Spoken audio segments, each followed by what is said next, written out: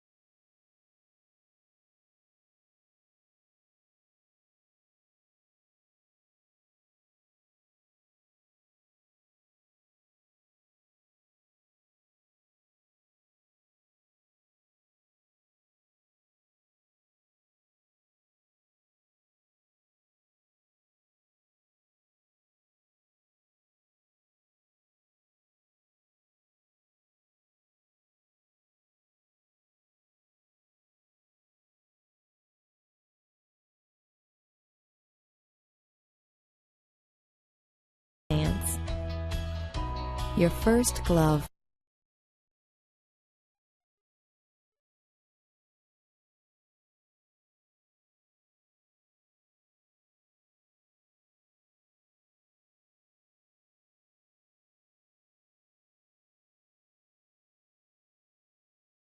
Ripped pants.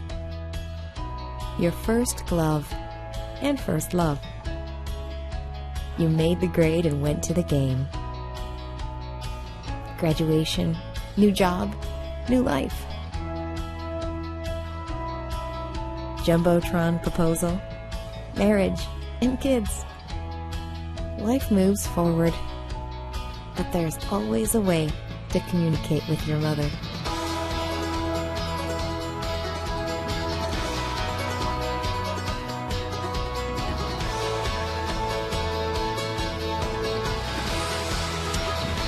And happy Mother's Day to all the moms out there. Glad you're with us tonight here from the ballpark in Arlington. A lot of moms in the crowd here tonight in Texas. We've got the Rangers and Angels wrapping up this 3-game series. Sunday night baseball on ESPN on a beautiful day here in Texas. Our third visit already here to Arlington this season for the 2-time defending American League champions. And that's a mountain that the Angels hope to climb under Mike Scioscia, the longest tenured manager in Major League Baseball right now. His 13th season as Angels manager, and they've had a remarkable run. Of course, the 2002 World Series championship, 5 division titles in that stretch as well. They were the wild card when they won the World Series back in 2002. Let's take a look now at the Angels starting lineup, brought to you by Taco Bell. And so many people in the Angels organization excited about young Mike Trout, just 20 years of age, one of the fastest players into baseball and getting a chance to play pretty regularly since getting called up to the majors a few weeks ago. Albert Pujols, as we mentioned, still struggling, hitting just $195 of the season. Mark Trumbo with a big home run yesterday, and he is in the lineup tonight playing right field. They continue to try to find a way to get Trumbo into the lineup on pretty much an everyday basis. A tough customer on the mound, former Rookie of the Year, former closer, Neftali Feliz. And Neftali just learning how to start. Remember, he was the closer, like Dan just said, and the key for him as a starter is to have fastball command so he can go deep into the game, pitch efficiently, working hard on his secondary stuff. It's really come along, the slider and the changeup. But I'll tell you what, if he has fastball command, because it's 93 to 97 miles an hour, he's pretty doggone good. He's 24 years of age, from the Dominican Republic. He went from the bullpen to a starter. Alexi Aganda was a starter most of last year. Now he's in the bullpen. Just so much depth on this Texas pitching staff. And we are ready for baseball. You can see it is pink all over the ballpark. Part of a Major League Baseball initiative to raise awareness in support of breast cancer research. Baseball does the same thing on Father's Day towards prostate cancer research. You'll see pink wristbands, the pink decals on the lineup cards and the bases. Some pink bats will be on display here tonight. Even the umpires have them on. Dan Bellino, the home plate umpire, with his first called strike of the night. He's got the pink wristbands on as well. Trout sends a fly ball to right field. Cruz with room, 1 down.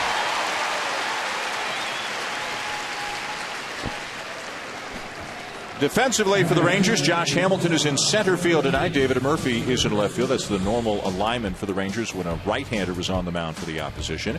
Adrian Beltre, just his second game in 2 weeks at third base. He is nursing a hamstring problem, something that bothered him last year at times as well. And Mike Napoli doing the catching tonight. Meiser is Torres will take a strike as Albert Pujols makes his way into the on-deck circle. One of the biggest mysteries in baseball so far this year. As Pujols in his first year away from St. Louis, first year of that immense 10-year contract, is having the worst stretch of his career, getting under 200. Fouled back by his Torres. And remember, about 10 days, 2 weeks into the season, everybody was kind of, when's Albert going to hit a home run? Now we're 6 weeks into the season, and it's still the same subject. It's actually kind of unbelievable.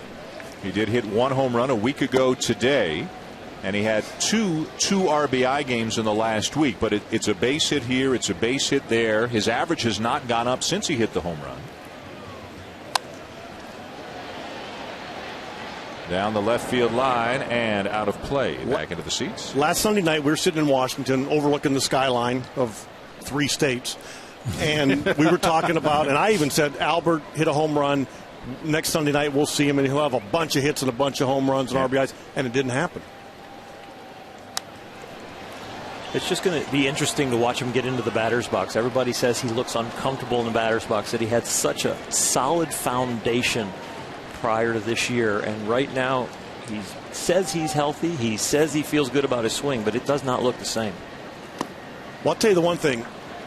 There's not a shortage of opinions. Yeah. You know, and that's what he has to fight also. Mm-hmm. And Mickey Hatcher, the hitting instructor, is everybody's got an opinion on what's wrong with Albert. 2-2 to his Turris. We'll send a soft liner to center field. Hamilton there, 2 down.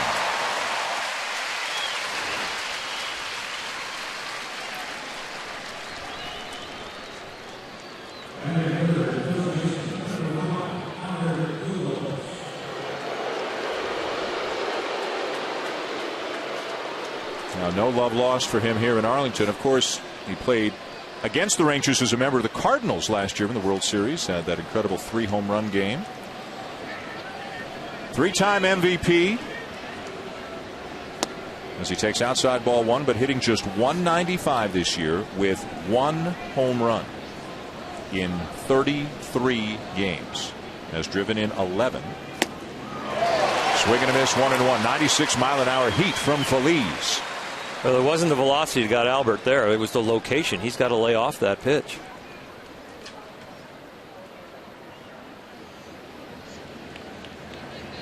If you break down his numbers a little bit further, he's pulling almost everything this year. Does that suggest, Terry, that he's cheating, trying to open up a little bit earlier and then getting fooled by breaking balls away? Yeah, he's over. Yes. Exactly. I mean, he's trying to swing his way out of a bad start, and he's just compounding that. You know, he used to be so patient. He'd take a walk. I think he has 1 walk the last 3 weeks. And he's swinging the pitches that are out of the strike zone. He's just trying to do too much. He only has 5 unintentional walks this season. In 33 games, he's only drawn 5 walks. 2 others intentional. But if you leave that out of it, I mean, he is chasing more pitches out of the zone than he ever has. Sends that one foul. And we looked at video yesterday and today. I mean, there's some subtle things that you think you see, and I'm sure everybody's doing that. But I think right now, the majority of the problem is his lack of confidence. And you can understand why. He hasn't had any success for 5 or 6 weeks.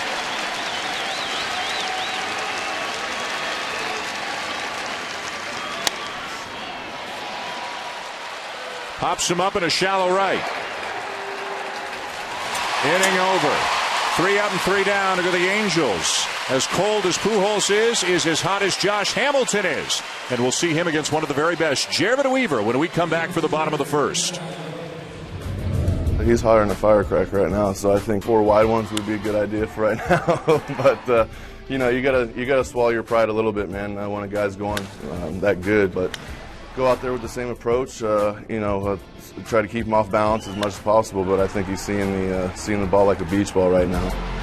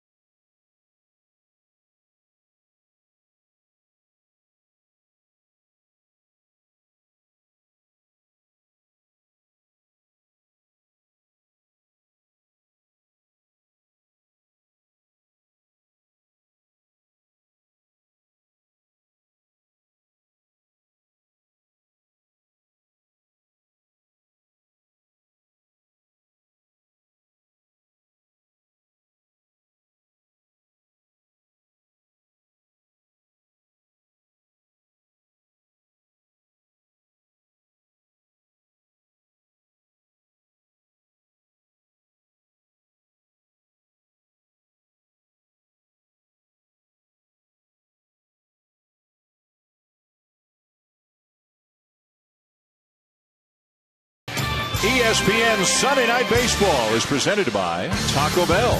Sometimes you've got to live Mas. And in part by Ford. Go further. And by Liberty Mutual Insurance. Responsibility. What's your policy? Back in Arlington, Dan Schulman, Terry Francona, Oral Hershiser, Buster Olney. Sunday Night Baseball presented by Taco Bell. The Rangers, the highest scoring team in baseball. And here's the lineup for Ron Washington tonight, brought to you by Taco Bell. Elvis Andrus with some great numbers against one of the toughest pitchers in the game in Jared Weaver, better than 400 in his career. Josh Hamilton putting up ridiculous numbers, especially over the last week, leading the majors in home runs and RBIs. He'll bat third tonight against Jared Weaver. And a strike taken by Ian Kinsler. Weaver 5-0 on the season, Oral. He's already thrown a no-hitter. Had a great year last year, overshadowed by Justin Verlander. But in a so-called normal year, he might have won himself a Cy Young. Oh, for sure. And he's been exceptional. And again, this year gets right back out on track. I'll tell you what, he goes after you with the fastball, but against this Ranger lineup, he might have to make some adjustments because they love to feast on it. Kinsler takes down and away. He's one of the hitters using the pink bats here tonight that many hitters will use on this Mother's Day. Tied with his teammate Hamilton for the most runs scored in baseball this year.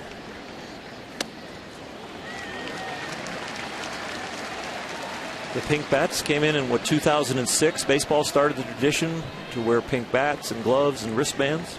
Seems a little pinker this year.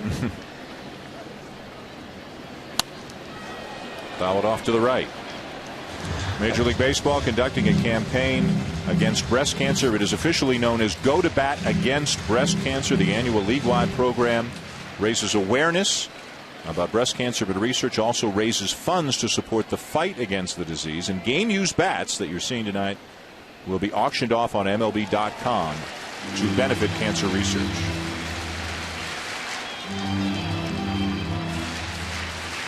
Anything with cancer is a terrible disease. My mom is still surviving ovarian cancer and is still with us. And tell you what, breast cancer, ovarian cancer, whatever it is, just get rid of it. Kinsler drives the ball to left center, going all the way to the wall. It's a leadoff double for Ian Kinsler. Kinsler may want to keep that pink bat.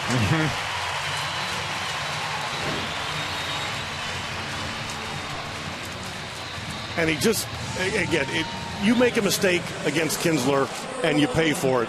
He's just too strong. He's not your ordinary leadoff hitter. I mean, he's looking to hit the ball in the stands. And now it's going to be interesting to see how the Rangers play this. Do they play for one run early, knowing they're up against Weaver, one of the best in the game, or do they go for a big inning? They're in on the corners as Elvis Andrus comes to the plate.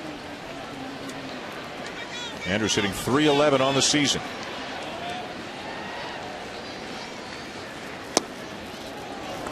And a strike. Andrus with some very big numbers, as we told you, against Weaver in his career. .413, and as you can see, he has reached base in 30 consecutive games, the longest active streak in the majors. And until about 10 days ago had not committed an error all season, but has made 4 in about the last week and a half. Now he squares, bunts it foul, and the count is 0-2.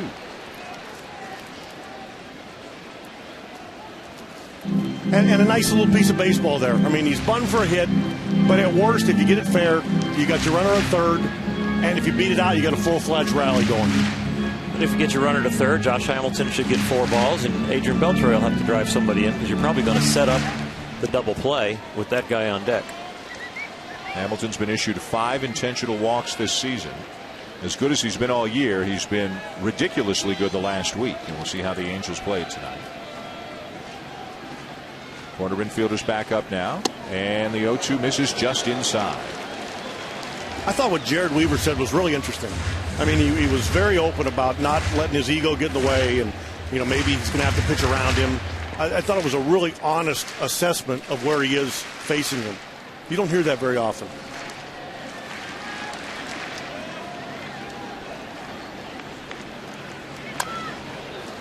The interesting thing here is he's pitching him in. He's trying to get the out to the left side of the field to keep Kinsler at second base. So he keeps throwing that sinker inside on Andrus so that he has to pull the ball to fight that ball off. Very hard to keep your hands inside and kind of push that ball to the right side to move the runner over. Now the next pitch after those two fastballs in could be a real slow breaking ball low to make him roll over and hit it over their left side.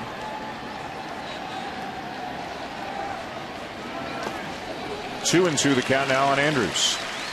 And Albert Pujols is playing at a depth where if it's a one-hop ball hit fairly hard, he can go to third base. So Ian Kinsler's got to not take it for granted and either go all out or stay put. Last thing you want to do is lose a base runner with Josh Hamilton coming up next. Yeah, if you're on the field, you're in scoring position.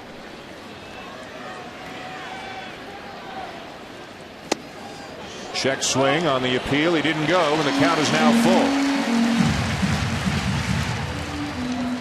You really want to get him out, even if the runner gets moved over here, because with Josh Hamilton on deck, the only way you have to pitch to him is if you have first and second no out.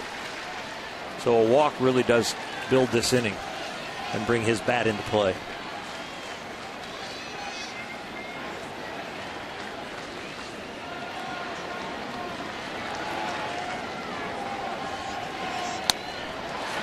Poked foul.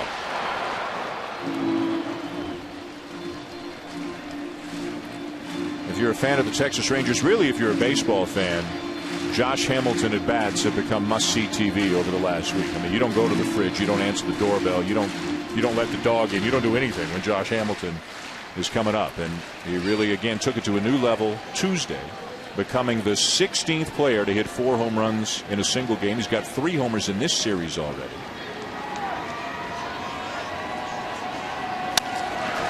Ground ball up the middle, diving stop. Kinsler will stop at third on a base hit by Andrus as Hamilton gets ready to come up.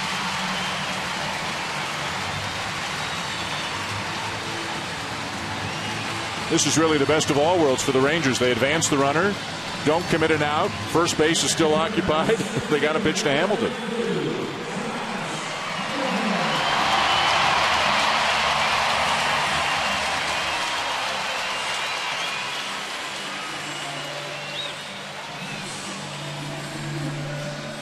And this is a situation here where don't be surprised if Elvis Andrus just stays put. I mean, you can run on Weaver, but they want to make sure they pitch to Hamilton here.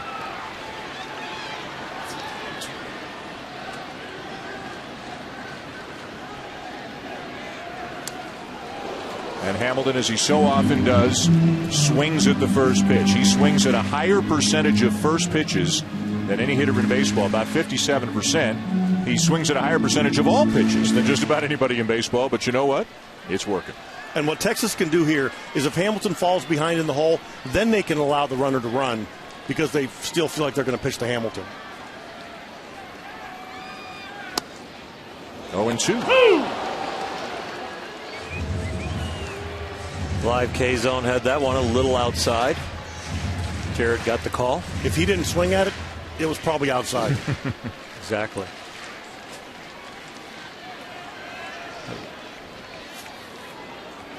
Hamilton right now, no matter how you slice the numbers, he's hitting over 390 against both righties and lefties. Home, road, day, night, early, late, doesn't matter. Different countries.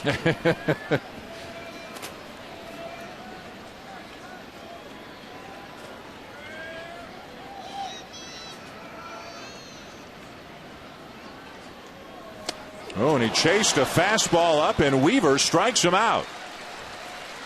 3 fastballs, 3 balls, but 3 strikes. A fastball away about 8-10 inches that he fouls off. There it is out there, and then he comes back with the same one a little closer to plate, a little lower, but gets the called strike, and then he goes up the ladder. Good morning, good afternoon, good night. Jared Weaver knows his hitter very well and located the ball very well. Never threw him a strike because he never had to. So a big first out for Weaver. First and third for the Rangers.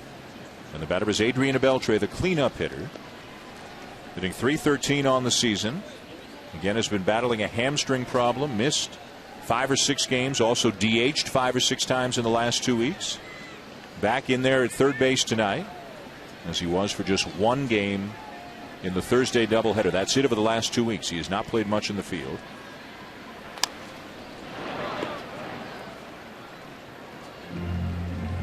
Amazing thing about this Rangers lineup, you can have one guy who's banged up and 2 or 3 who are struggling. You know what, Terry? They still score 5-6 runs a game. And they complement themselves very well. Michael Young can DH one day, play third base one day, play first base, play second base. Napoli can catch, play first. They have Moreland, they have lefties, righties. They really put this together well.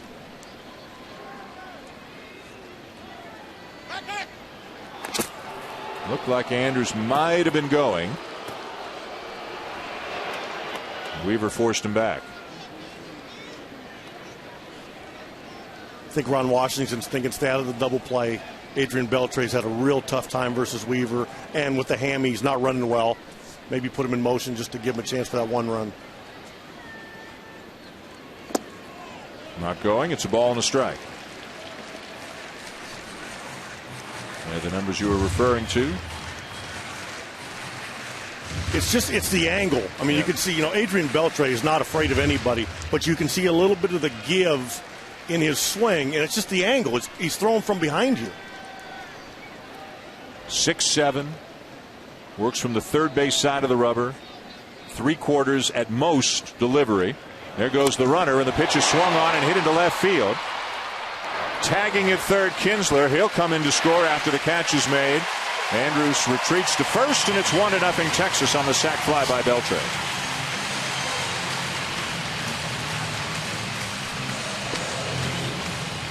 They left this ball up a little bit, but Jared Weaver does have kind of a odd delivery for most hitters to look at. He steps directly towards third and kind of keeps leaning that way. Almost looks like he's going to throw it into the third base dugout, and then you'd think he throws sidearm. No, he tilts his spine and throws over the top, and that gives a lot of hitters, not just right-handers, fits. Don't be afraid if Ron Washington turns his runner loose here. Michael Young, the batter, and the throw to drive Andrews back again. They're perceived as a team that'll just out-thump you with the bats, but they can help themselves on the base paths as well. And they play some great defense. They've got a complete team. They don't have to sit back and go, oh, I hope our starters go 6. They got outstanding rotation. And then this veteran hitter right here, Michael Young, just talk about an emotional leader and a physical leader.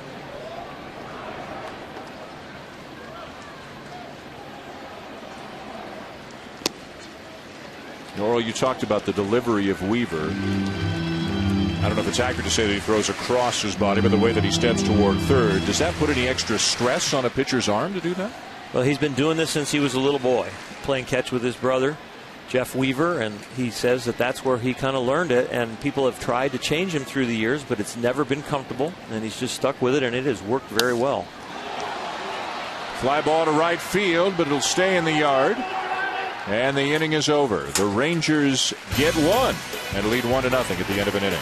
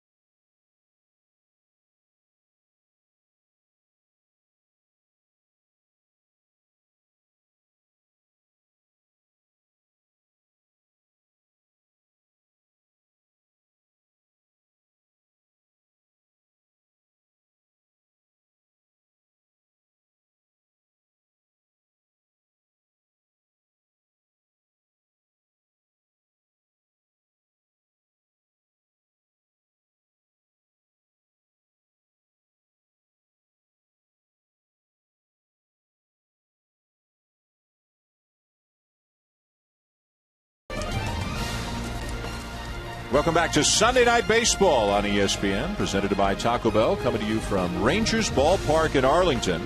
Another sellout. Well, you go back a few years, nobody would have believed that this team would be leading the American League in attendance. Well, that's where it stands right now. The Texas Rangers are drawing over 43,000 fans per game. Only the Phillies are outdrawing the Rangers right now. Kendrys Morales is the batter, the DH for the Angels. You can see how the infield swung way around to the right. They play the 3 infielders on the first base side, but in the outfield, they play the ball in the air to the offside, as you see with a lot of power hitters. Again, if they loft it in the air, it's just if he pulls the ball, they figure it's going to go in the bullpen anyway.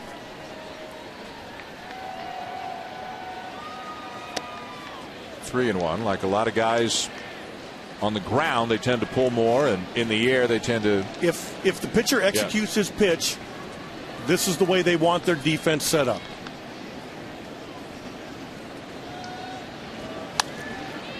Out of play, full count on a Morales, who missed the better part of 2 years after suffering the broken bone in his leg, celebrating that game-winning home run at home plate back in 2010. Is back now, pretty much playing just against righties, has a bit of a tender Achilles right now in the same leg, so there's a bit of concern about that. Well, as Mike Scioscia put it, it's not directly related to the original injury, but you just never know. When something's bothering you, you compensate, and you wind up with another problem. Compensations in your gait, compensations from strength. Takes down and in for ball 4. And they could use a healthy Morales because the Angels are really struggling offensively this season. A number of players, most notably Albert Pujols, underperforming their career norms. And the Angels were expected to be one of the best offensive teams in the American League, but instead, look at these numbers. And in the most important category, runs per game, they are 12th among the 14 American League teams. Texas is scoring 2 runs a game more than the Angels. That's a huge number. Here's Mark Trumbo.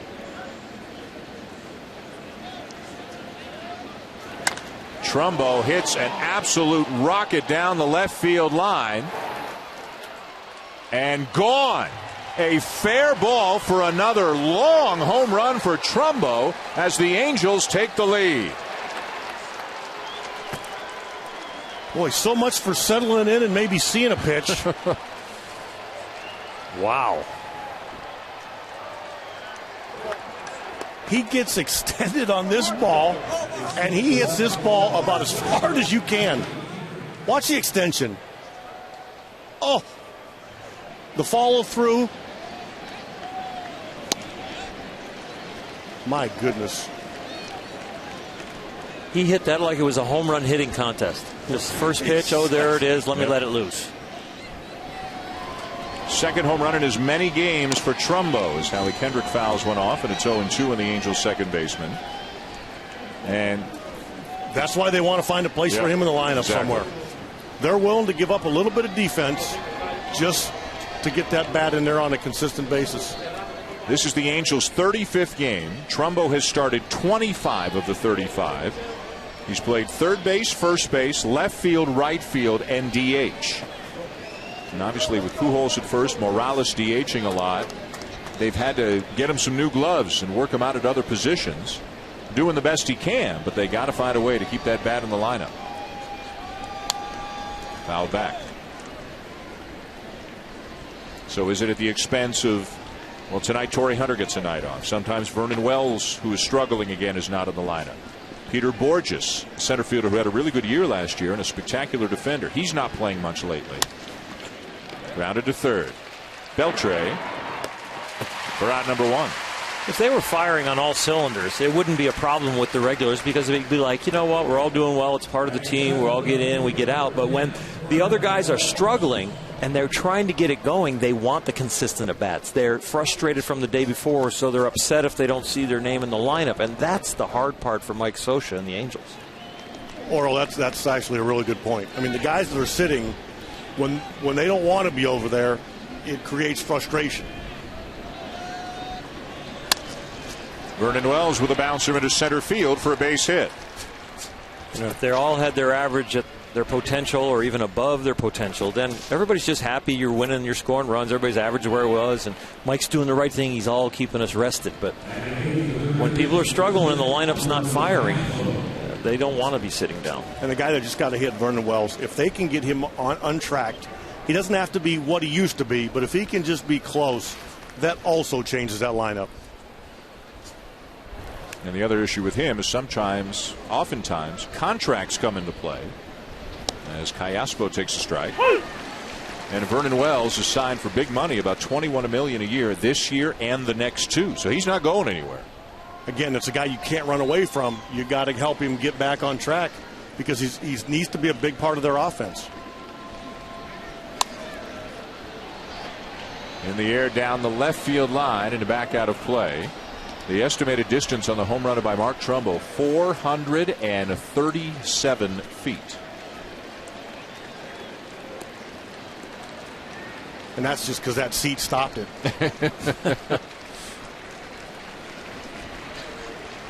The only question was, would it be fair or foul? 2-1 Angels now here in the second.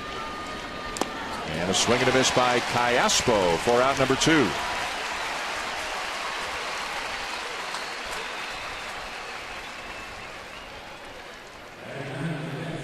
First strikeout of the night for Neftali Feliz, and that'll bring up the catcher, Bobby Wilson.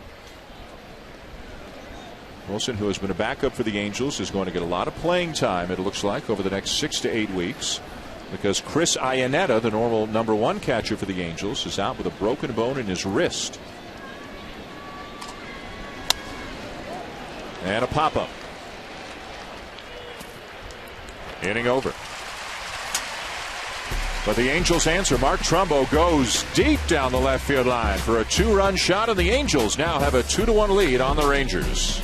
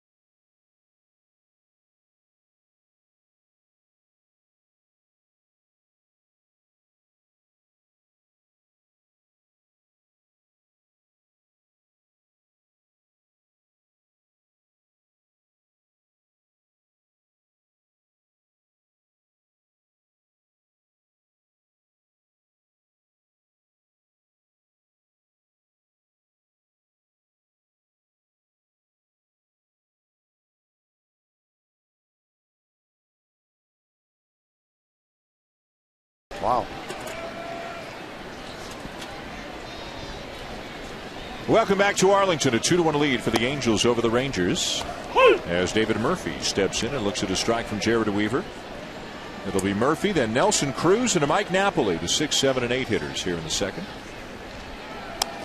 Breaking ball grounded weakly to short. Meiser is Torres in plenty of time. 1 down. ESPN's coverage of Major League Baseball continues tomorrow night and Wednesday night. Tomorrow night at 7 Eastern, it'll be the Cubs taking on the Cardinals on Monday Night Baseball, presented by USAA. And then Wednesday night at 7 Eastern, the Red Sox taking on the Rays. Both games also available on ESPN3 and also live on the WatchESPN.com and the Watch ESPN app.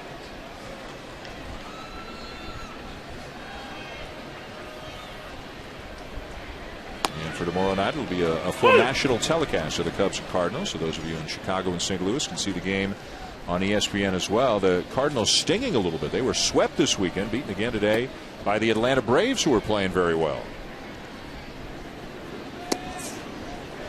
Jason Hayward had a big hit today for Atlanta, leading them to a win. Pitching matchup tomorrow. Look at these ERAs. Jake Westbrook at 176. Ryan Dempster can't buy a win, not getting any run support. A 1.02 ERA and hasn't won a game yet this season. And I don't think it's surprising the Braves are winning. I think it's surprising how they're winning. They're scoring so many runs. Yep.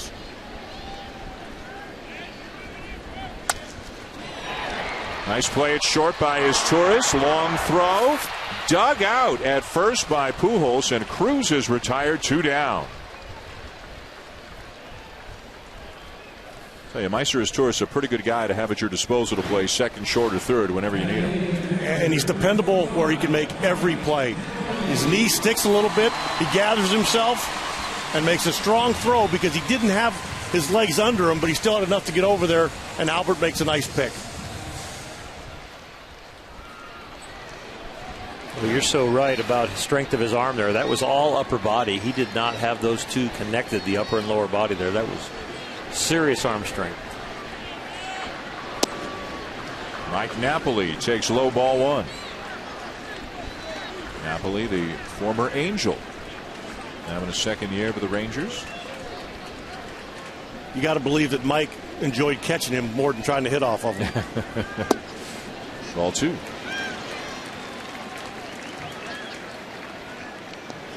One of the oddest feelings is throwing to an ex-catcher of yours, because you feel like they're in your brain. You've told them everything about how you like to pitch and strategy, and now you got to face them. Hooks the ball in the left field for a base hit. They've watched your release point for all the different pitches you've thrown to them. They know how your ball breaks. They know what you feel comfortable with. And also, Mike Napoli has been hot with the bat ever since he left the Angels. Right there, a little fastball away, a little bit up, a little bit down, kind of medium. Napoli does a good job staying on that pitch, and you'd say, well, why didn't he take it the other way? Mike Napoli's a dead pull hitter. He'd pull a ball in the left-hand batter's box. A 2-out base hit for Napoli. That'll get the number 9 hitter, first baseman Mitch Moreland, to the plate.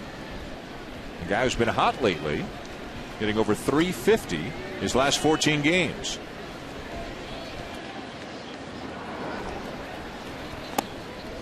And when you talk about tough lineups, Mitch Moreland's hitting 9th. Now, he doesn't play very much against left-handers, but when you have him facing a right-hander, he's a pretty good threat. And he's sitting down there in that 9 hole, just waiting to ambush you.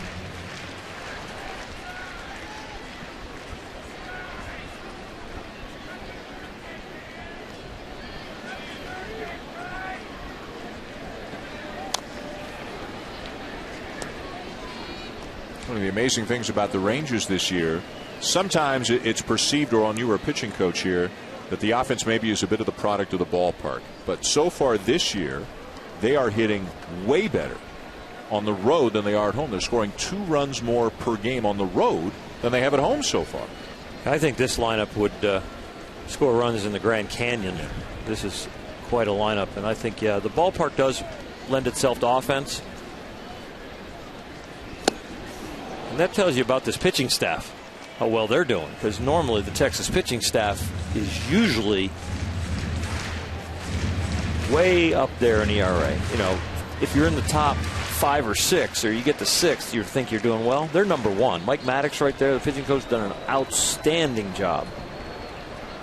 A 3.26 team ERA, best in the American League.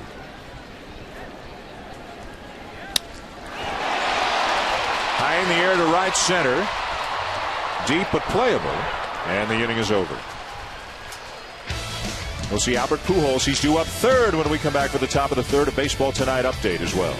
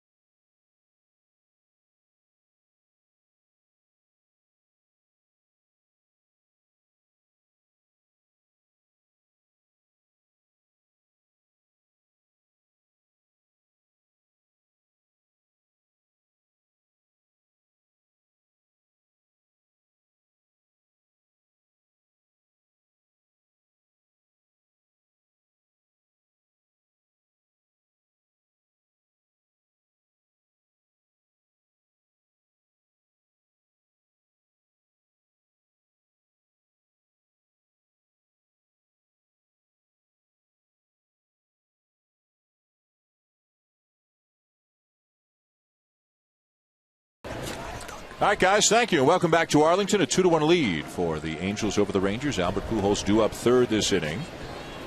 A big comeback win for the Marlins and for the Reds, who are looking to climb up in the National League Central standings. Also news from Los Angeles today, where Matt Kemp left the game with a hamstring injury. And there's no word yet if he will need to go on the disabled list. Kemp said he will not go on the DL, that his team needs him, and he doesn't want to go on the DL. But it appears as if Kemp will be out at least a few days. Ned Colletti, Don Mattingly had a meeting after the game for about 10 or 15 minutes behind closed doors to presumably kind of assess the situation. But Terry, early in the season, it's been Josh Hamilton and Matt Kemp who have really been taking baseball by storm. Yeah, I was going to say they might have been behind closed doors praying. Yeah. The Dodgers off to such an incredible start. And Matt Kemp, the biggest reason for that. Dodgers won again today, beat Colorado 11-5. While Hamilton has heated up in May, Kemp has cooled off some. He's still at 12 home runs. Hamilton's up at 18 right now. There's a soft liner over the head of Kinsler into right field, a base hit for Trout, who is as fast as just about anybody in the game.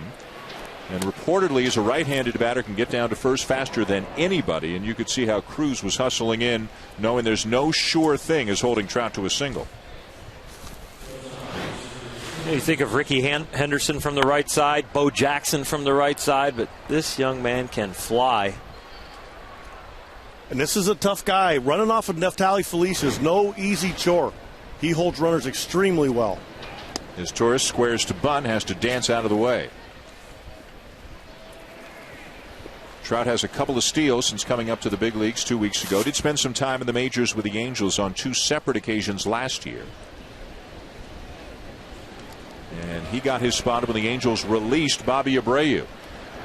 And they didn't bring a 20-year-old up to sit. If he's here, he's going to play. And that's all well and good. The hard thing right now is that it makes Peter Borges not play. And I think everybody, along with the Angels, Mike Scioscia included, would like to find a place for him to play because he's an up-and-comer. You saw Borges there, only playing a couple times a week since Trout came up. So again, maybe Wells gets a night off every now and again, and maybe Hunter, as is the case tonight, gets a night off every now and again. But that's just to get Trumbo into the outfield. They've got a lot of pieces in this puzzle, but it's a complicated puzzle right now for the Angels.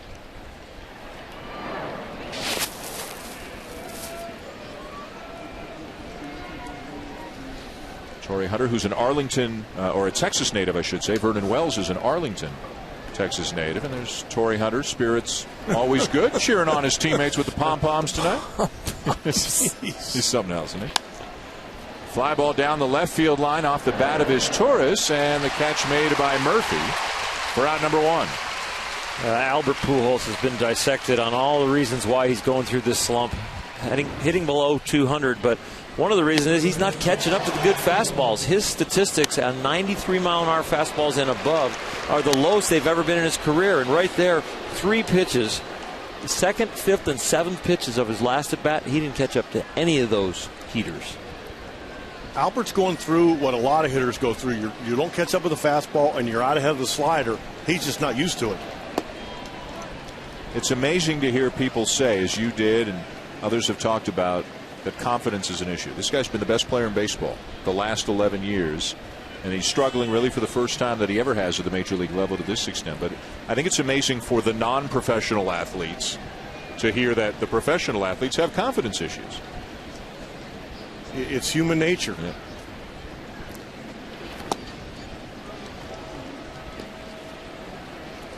There's going to be something that happens in his swing one of these days, and it's going to click. And when it clicks, you're going to see a lot of numbers come flying, because the really good players have a way of getting to their level, and it's going to be something. And it's hard to explain. That's what Ron Washington said. He said, I know it's coming. I just hope it doesn't happen until after he leaves town. Fouled back, 2-1. Well, there's the pitch right there. I mean, live K-zone shows it right down the middle. Too high for a pitcher and just right for a hitter, and Albert fouls it back. And you get a pitch here. Albert, he's almost in time. That ball's probably going to go to right center if he squares it up. He just didn't barrel it.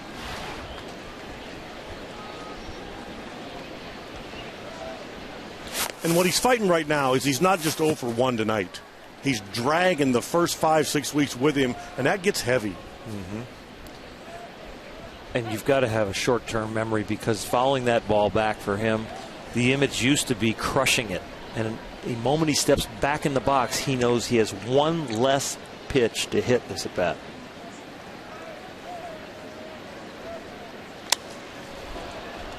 A fly ball to left field and right to Murphy for out number 2.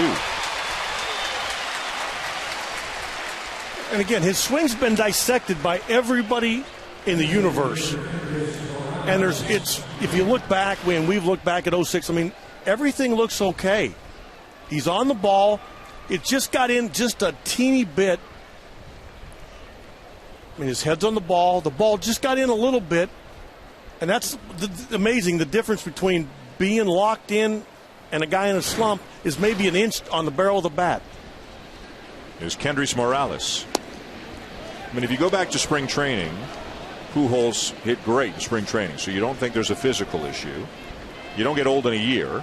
He had a very good year last year, not his best year, but still, by normal Major League standards, had a very good year. But boy, he just has not been able to get untracked the entire regular season. It's just something that, every year somebody on every team starts out slow, and it's snowballed on him. And you can tell by watching his mannerisms. He's not 0 for 2 tonight. He's wearing the whole first month on his shoulders. And it's because he cares. Do you think he's wearing it a little bit more because it's not St. Louis? It's a new contract, a new team, a new environment, new expectations, and he hasn't built up all the equity in Anaheim like he had in St. Louis. I think there's a lot to that, Dan. He wants to do so bad, so well, so bad, that he's just trying too hard. To the right side, Kinsler from the outfield grass will throw out Morales to end the inning. To the bottom of the third, 2-1 Angels. Josh Hamilton due up third.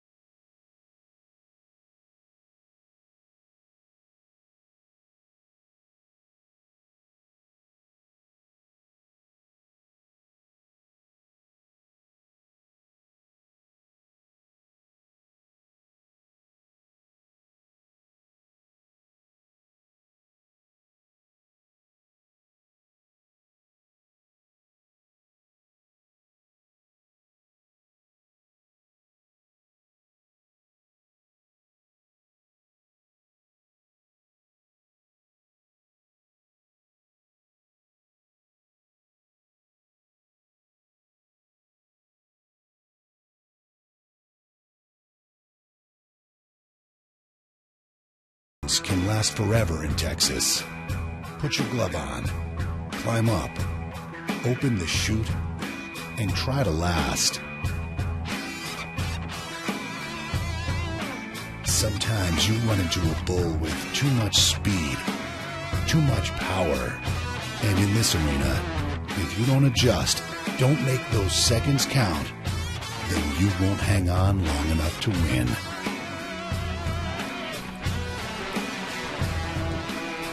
Well, that's all well and good. I'd still rather pitch to Hamilton than ride a bull for 8 seconds. And I'm pretty sure you guys are right with me on that one. Yep. Here's Ian Kinsler. We're not known as the toughest trio in the business. As the internet evidence of the foul ball back near us a few weeks ago. I knew that was coming. Sorry. I could feel it coming. Not the foul ball, the comment. 0-2 the count on Kinsler. There's the bull they were referring to. And that bump that we brought you out of break with. Josh Hamilton struck out his first time up, due up third this inning. 2-1 Angels on the home run by Mark Trumbo. Jared Weaver 5-0 on the season in 7 starts. And threw a no-hitter against Minnesota 2 starts ago. The 9th Angel no-hitter, the 250th no-hitter in baseball history, the first of his career. He walked 1 in that game. You know, it's not like he's throwing 95 or 96, but he challenges you with that fastball and beats you with it. Is it the pinpoint location that he has? It's everything. It's location, it's deception. It's just, it looks like it's 95 to the hitters. It gets up on you and past you. Angle.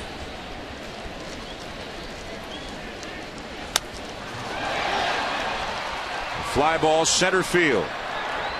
And Trout runs it down for out number 1. ESPN Sunday Night Baseball, presented by Taco Bell, is brought to you by Dodge. Visit your local Dodge dealer today. And by Nokia. The smartphone beta test is over. The Nokia Lumia 900 is here. Bottom of the 3rd. Josh Hamilton out to the on-deck circle as Elvis Andrus comes to the plate. Andrus with an infield hit his first time up, so he has now reached base in 31 consecutive games. Longest streak in the majors this year.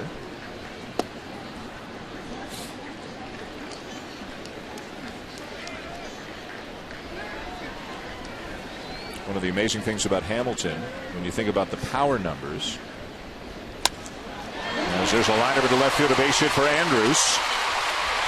He's thinking to on his way. It's bobbled by Wells, and that'll allow Andrus to get in without a throw.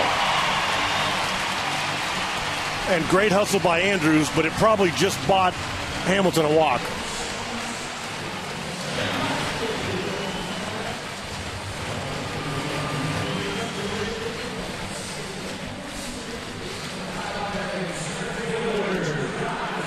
Meeting on the mound for Wilson and Weaver right now. Josh Hamilton, only the 2nd player in Major League history to hit 18 home runs in his team's first 34 games. Willie Mays, the only other player to do that. Excuse me. He and Willie Mays, the only players to hit 400 or better with 17 or more homers in the first 34 games. He and Cy Williams of the 23 Phillies, the only players ever to hit 18 home runs in his team's first 34 games. But you know what? Hamilton missed 3 games this year with a back injury. He's only played in 31 games, and he has 18 home runs already. And they're going to pitch to him. Surprised? Well, Jared Weaver's command, Mike Scioscia is saying, let's go after him. And Jared had success with him in the first at bat, threw him 3 fastballs off the plate. That last pitch, the 4th pitch he's seen tonight, Hamilton, was really the only legitimate strike. I would think you'd probably try and walk him off the plate away, meaning off the plate, and then if he comes in, he's going to come in for a ball, but there is no need to throw him a strike here until Hamilton shows that he's going to take.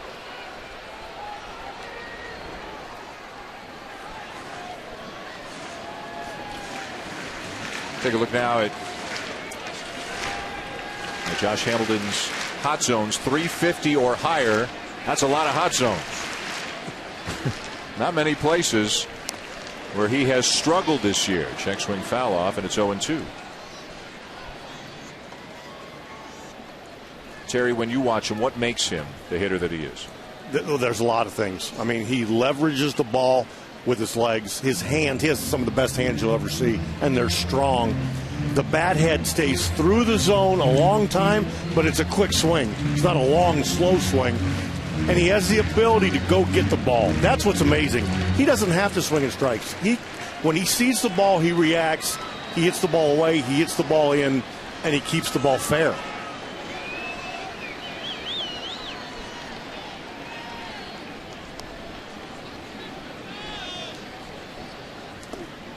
Lays off in the dirt, a ball and 2 strikes. I know you hear people talk about it all the time, and I had the pleasure of being there in the 08 All-Star game at Yankee Stadium with the home run derby. I planted myself on an ice chest on the first base side and watched that in awe, and watched all the other players having the same feeling. You don't see that very often. 28 home runs in the first round of home run derby. I mean, it got laughable.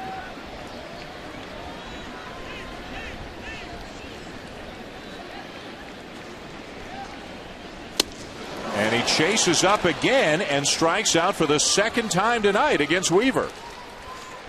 He starts with a pitch that he got him out in the last at bat, or at least got ahead the fastball away, and it was a very well executed pitch on the outside corner. And then he comes back inside, up and in, and he comes with the breaking ball, the first breaking ball Hamilton's seen today, and then return to sender the fastball that struck him out in the first at bat. He goes right back to it, up above the hands, hard to catch up even if you're Josh Hamilton. And how about the confidence Mike Sosa just showed in his pitcher Jared Weaver in that situation to allow him to face the best hitter on the planet with a base open? The 2 strikeouts that Weaver has tonight are against Josh Hamilton. 0-1 the count on Adrian Beltre.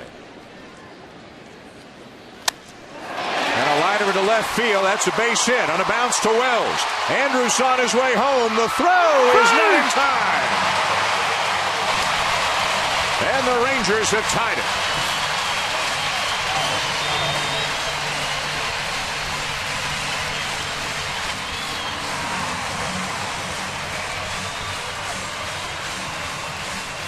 They make such great pitches to Josh Hamilton, and then leaves another one up here to Adrian Beltre. And this is what we talked about, this Ranger lineup, that even if Hamilton would go into a small tailspin or they start pitching around him, this is so long and so deep and so powerful.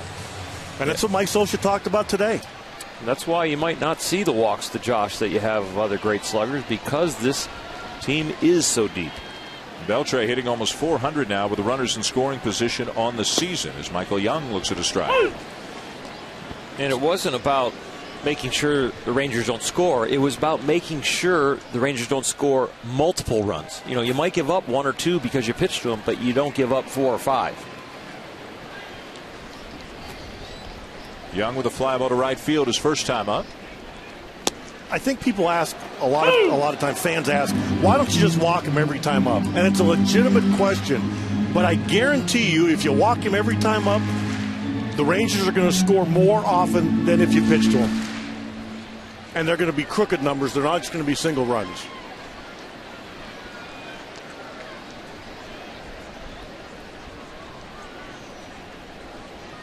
Everybody's got a different philosophy. There are those managers, and I think Buck Showalter and Joe Madden fall into this group, where sometimes if a guy, a Bonds at his peak, a Hamilton at his peak, if they're doing unbelievable things, they'll put him on even if first base isn't open. I think, didn't Buck Showalter put Bonds on a couple of times with the bases loaded? Bases loaded, right? Back when he was with the Diamondbacks. Right, in the 9th inning, forced in a run. Down the right field line, fair ball. Beltre running gingerly on that hamstring. Will have to stop at third on the double by Young.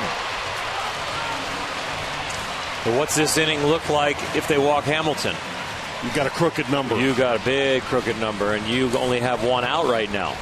You got back-to-back hits after the walk, but and normally Adrian Beltre scores on this ball, but he's nursing that sore hammy. Ron Washington is willing to accept that because he wants to keep his bat in the lineup. But look, he's not going to score, and if he tries to score, he's going to hurt himself. And you've managed him. This is the guy, more than most, he doesn't like having to go less than 100%, right? This is a tough thing for him to handle. Boy, when you tell him he's not in the lineup, that's fighting words. And you respect that. But, I mean, he wants to play every day. And when he's in a situation like this, you get nervous as a manager because he doesn't know how to pull the reins in. A run in to tie it. 2 in scoring position with 2 down. And here's David Murphy 0 for 1. Big sellout crowd enjoying themselves here in Arlington. And a strike. Weaver's thrown 55 pitches tonight, 38 of them strikes.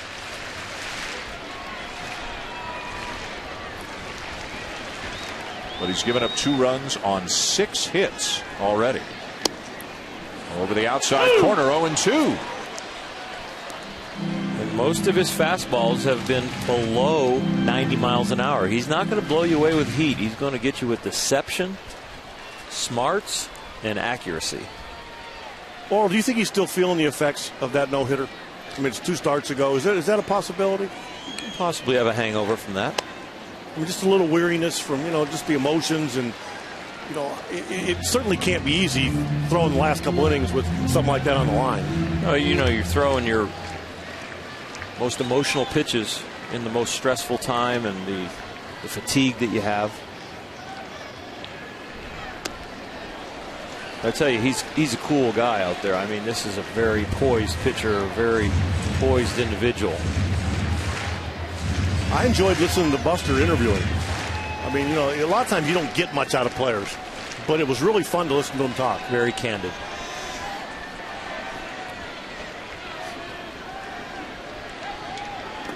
Full count.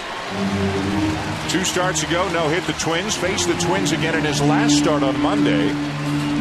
Went 6 innings and really didn't have his good stuff. Mike Scioscia told us before the game. At the end of the night, 6 innings, 3 hits, 1 run. Battled through it and threw only 89 pitches. Plus, he's on an extra day's rest because of an off day coming into this start tonight.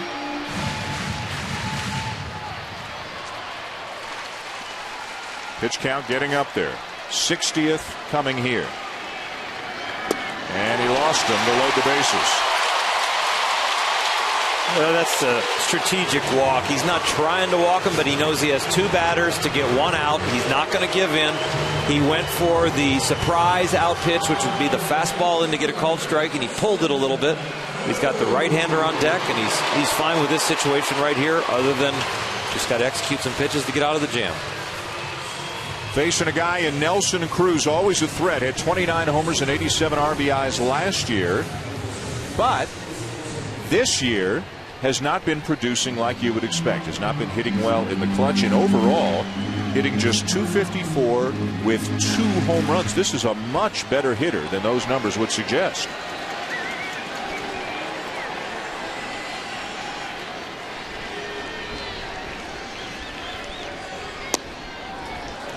Ron Washington told us before the game he's still a guy, Cruz, who they feel can carry the team for a month. Had some good at-bats in Baltimore, started using the middle of the field, left center to right center. They got back home, and all of a sudden he was trying to pull everything. Ooh, close but no, and it's ball 2. And this is the danger of when you pitch around a guy. He pitched around Murphy, as Orr alluded to, but now he's pitched himself into a hole where you give a dangerous hitter a pitch that you're going to see a healthy swing here.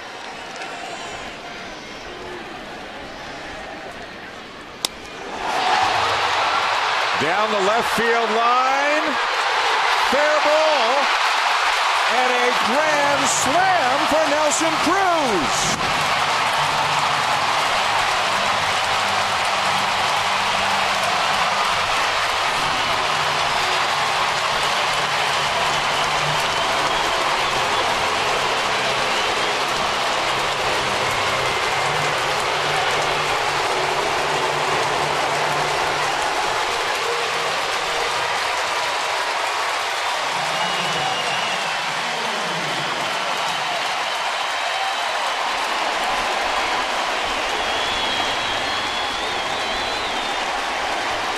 never know when that moment is that might turn around a player's fortunes. That's as big a smile as Nelson Cruz has had in a while. His 3rd career grand slam. Breaks it open against Jared Weaver here in the 3rd. Dan, you said that Cruz can carry him for a month. That's what Ron Washington says. They have 6 players in their lineup that can carry him for a month. They've got Kinsler, Hamilton, Beltre, Young, Cruz, and Napoli. I think the season's only 6 months long until the playoffs. A high strike, 2-1. So much for using the big part of the field, too. As long as it stays fair.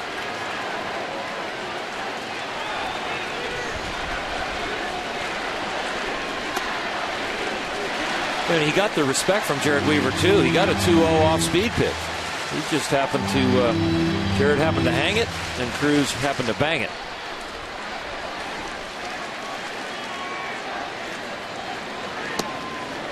And a strike over the outside corner. Napoli thought it was outside.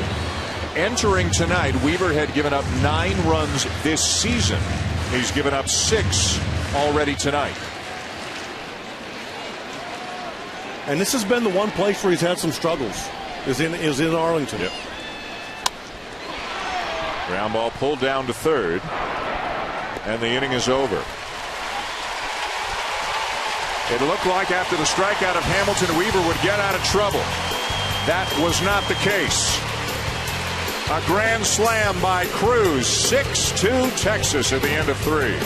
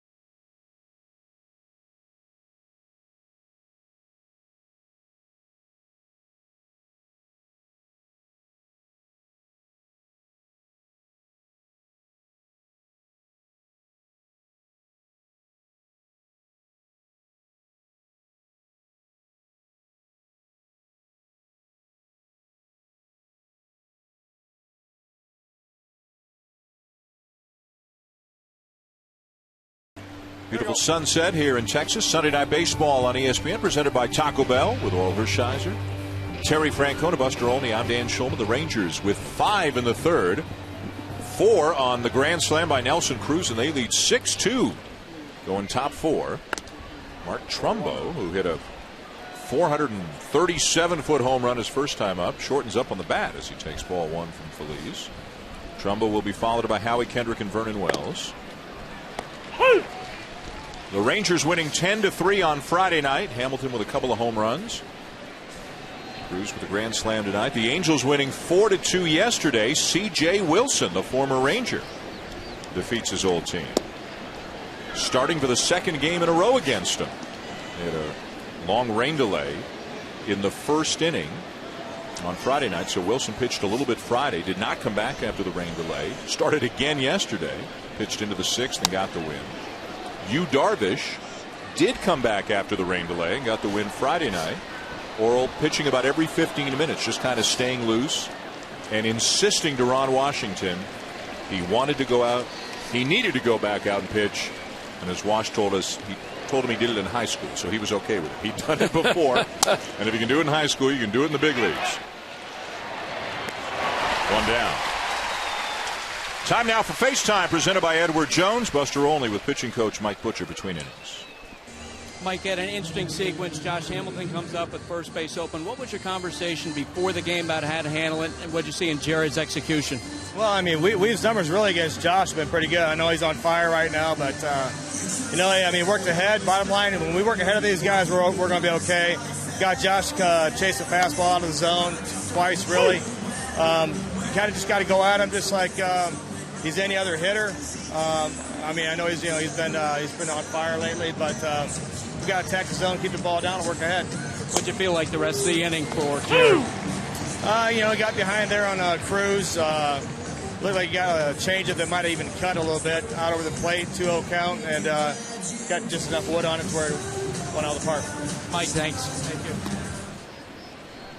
you. And that it did. Just enough wood to go out of the park, right down the left field line. 344-foot home run for Cruz. And Weaver, an intense competitor, enraged after the inning. Swing and a miss to get Kendrick 2 down. Boy, and if you think players don't care, run that video back. And he's locked into a contract. He knows what he's going to be paid. He just wants it so bad. He loves the game. He loves to compete. And he's been one of the best pitchers on the planet the last year or so. But he knows he's down 4, and they've driven his pitch count up, and he's facing an uphill battle. Vernon Wells will take a strike. At a base hit to center field his first time up. 6 runs on 7 hits for the Rangers, 2 runs on 3 hits for the Angels. The rubber match of this 3-game series. The Angels just 15-19 on the season. Tied for 3rd right now in the American League West with Seattle. They are 7 back of the Rangers, who are 22-12. Up there with the likes of the Dodgers. The Dodgers have the best record in baseball. They won again today. They're 23-11. And a bunch of teams. The Orioles are up there. Atlanta, Washington, also with very good records. The Angels looking up at a lot of teams and looking up at a few in their own division. Poke foul. And again, they want Vernon to get going so much. But if you look at that front hip, it's just leaking on him. And he's a big, strong kid, but look at that front hip. He's got nothing left to swing with, and he has to just fight it off. Same kind of defensive Same thing swing, again. Yeah. When he was in Toronto, he took so many good passes at the ball. And if you're consistent and you do it enough, you're going to put up numbers. This gives you a good view. Look at the hip. I mean, he's leaking into left field right now, and I know he knows it. He just can't stop it. That's a bad feeling. That happens enough. They either make you a manager or a broadcaster.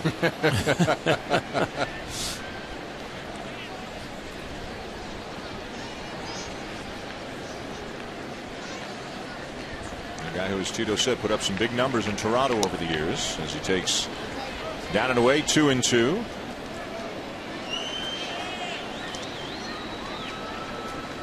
Drove in 100 runs 3 times in Toronto, hit 30 or more homers 3 times in Toronto, but last year hit just .218 with the Angels, 25 homers, and on a similar track so far this season.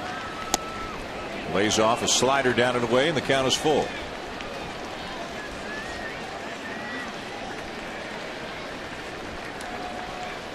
Neftali Feliz with the 3-2. Foul tip held by Napoli to end the inning.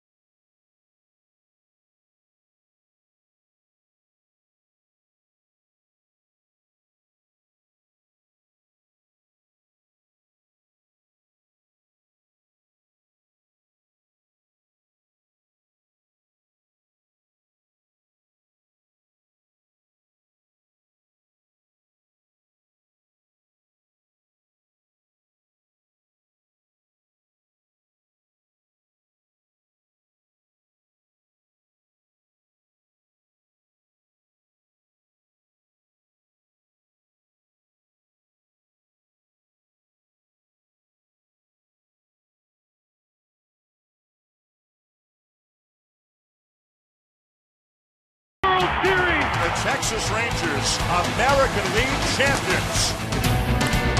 Been a remarkable run for the Rangers over the last 2 years, and now heading into a third. They're the highest scoring team in the American League. They've got the best ERA in the American League. And not surprisingly, a great record, 22-12 on the season right now. The leaders in the American League West, where the guy who's put up bigger numbers than anybody in baseball this year, Josh Hamilton. 6-2 Texas. Nelson Cruz, the big hitting star tonight for Texas. He's got a grand slam. Jared Weaver faces Mitch Moreland to begin the bottom of the fourth. And starts him with a slow breaking ball for a strike. Number 9 hitter Moreland to be followed by Ian Kinsler and then Elvis Andrus. So Josh Hamilton due up fourth if it gets that far. The Angels really controlled this division for the most part from 2002 through 2009. There's a little soft looper and a left to base hit. But now it's the Rangers who have won the division in the American League pennant 2 years in a row. And how did this happen? They go back to 2005 when John Daniels was promoted to the general manager's job. A big trade in 07. They traded Mark Teixeira, got back Elvis Andrus, Neftali Feliz, and Matt Harrison in the deal. Acquired Josh Hamilton in a trade with Cincinnati that offseason. Nolan Ryan named as the president of the Rangers in 2008 and then headed the purchase, the ownership transfer of the team in 2010. They got out of bankruptcy.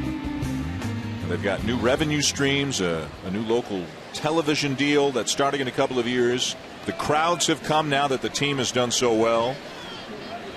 And it's not like this is a team, guys, with a lot of players in their 30s and their window is closing. But they've got some young guys here and some guys right in the heart of their primes right now. And if you look at their pitching roster, they don't have any crafty lefties.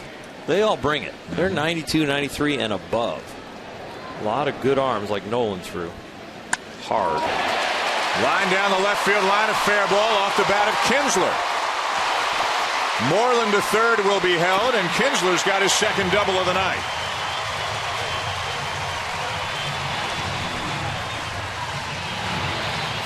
And again, not your typical leadoff hitter.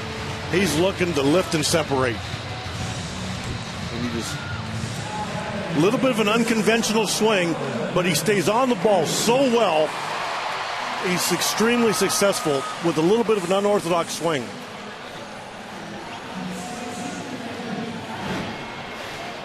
And Weaver in another jam. The infield forced to come in with the Angels already trailing by 4. Elvis Andrus, the batter, he's 2 for 2.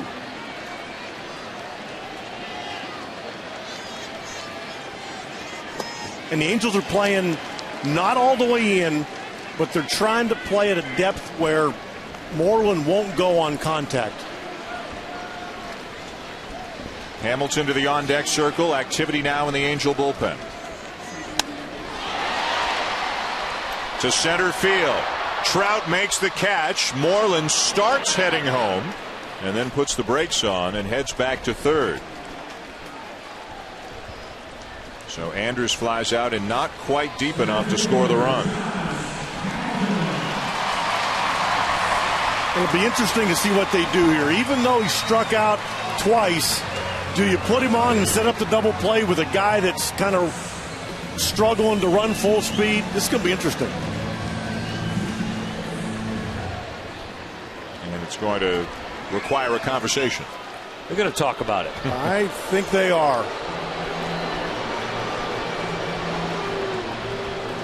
Right-hander David Pauly is up in the Angel pen.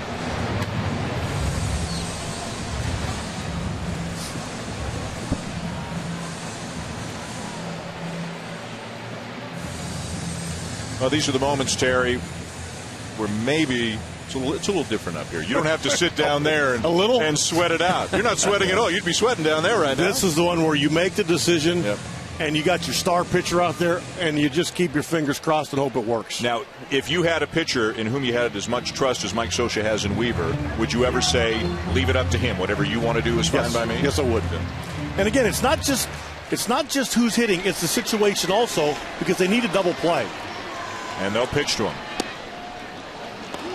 Hamilton has struck out twice tonight, both times swinging.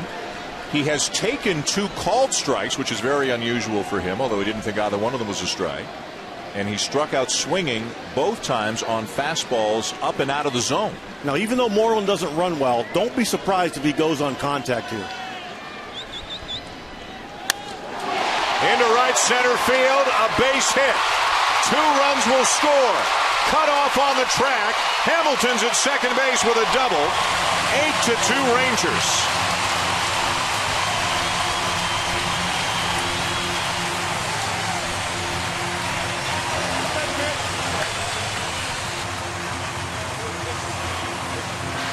And that's going to be all for Jared Weaver. 9 runs allowed on the season coming into tonight. 8 allowed tonight with a potential 9th still sitting out there at second base. Hamilton finishes him off. David Pauly on his way in. 2-run double for Hamilton. 43 RBIs on the season right now, and Texas is up by 6.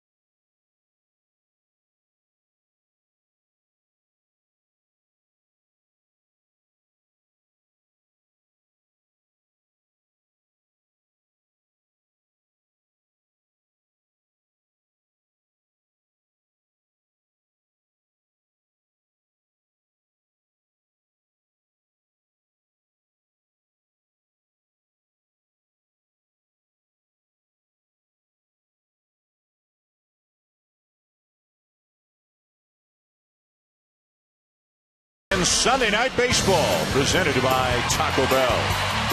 An 8-2 lead for the Rangers over the Angels. Bottom of the 4th, a 2-run double by Josh Hamilton, driving Jared Weaver from the game. Weaver goes just 3 1/3. Gives up 10 hits, 6 of them extra base hits, including the grand slam by Nelson Cruz. And here's right-hander David Pauly. Second appearance as an Angel as he comes in to face Adrian Beltre. Whoa! Breaking ball, no intent, obviously. A slow curve that got away up and in. Pauly had his contract purchased from AAA Monday, went 4 innings in relief Tuesday for the Angels in his first appearance with them. Started the spring with the Tigers before getting released.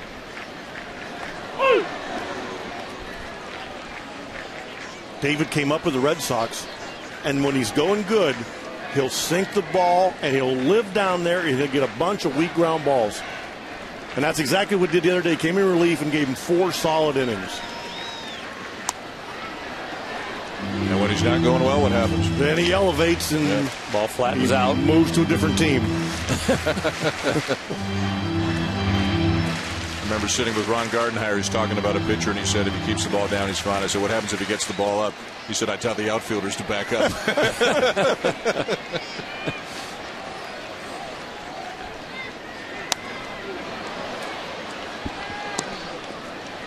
Beltre with a sac fly in the first and an RBI single in the third.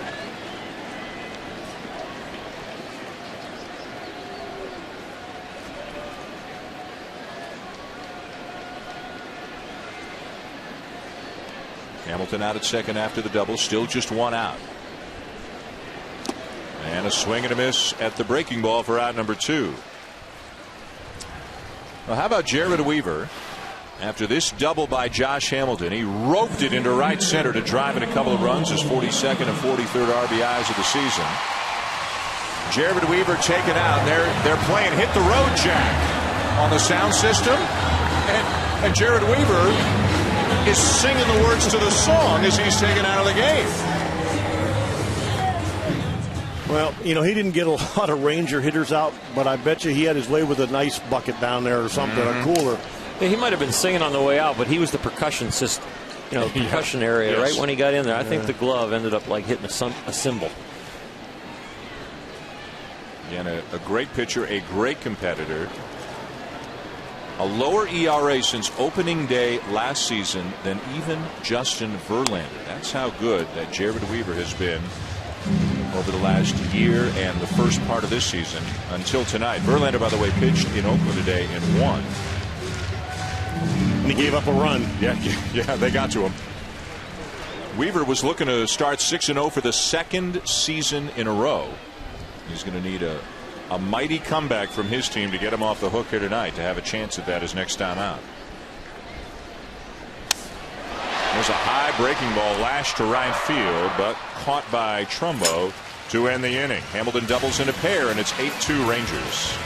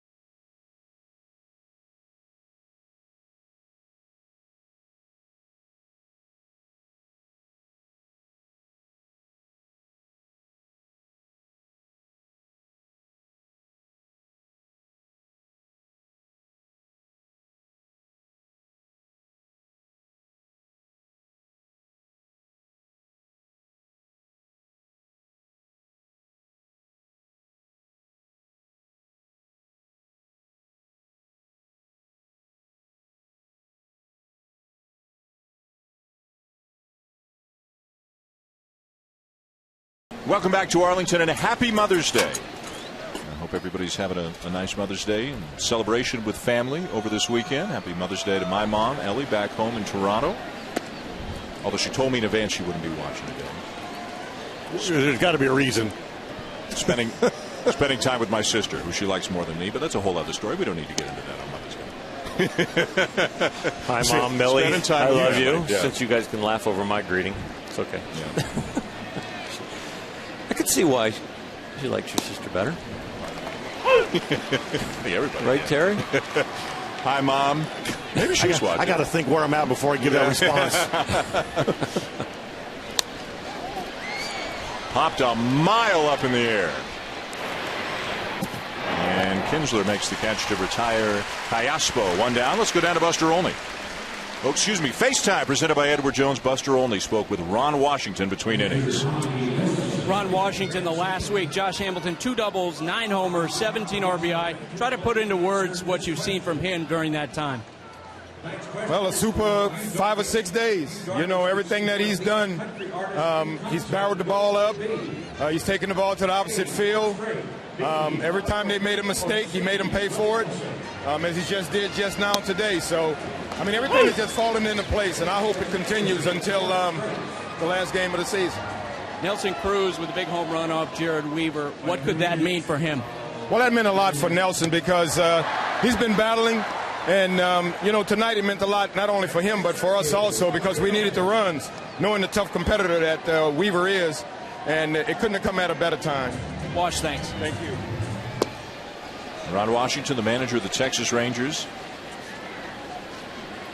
And they still love Nelson Cruz. 29 home runs a year ago.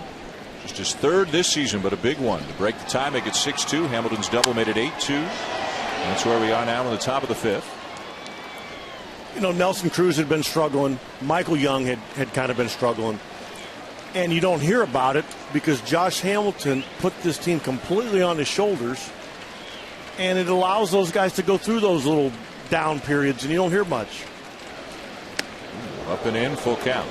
And psychologically on a team, you don't have the reporters all huddled around your locker and asking you about your 0 for 4 because the team wins and somebody else is getting interviewed about something positive, and it just keeps that momentum going. You don't have to battle the inner demons and the demons that you have when you have the interviews before and after the game. Fouled back below us. And then you see Cruz hit the grand slam tonight, and you wonder if that'll kickstart him. And you see Michael Young spraying the ball hard to right field, and anybody that knows him knows it. When he's hitting the ball to right field, he's getting ready to get hot again.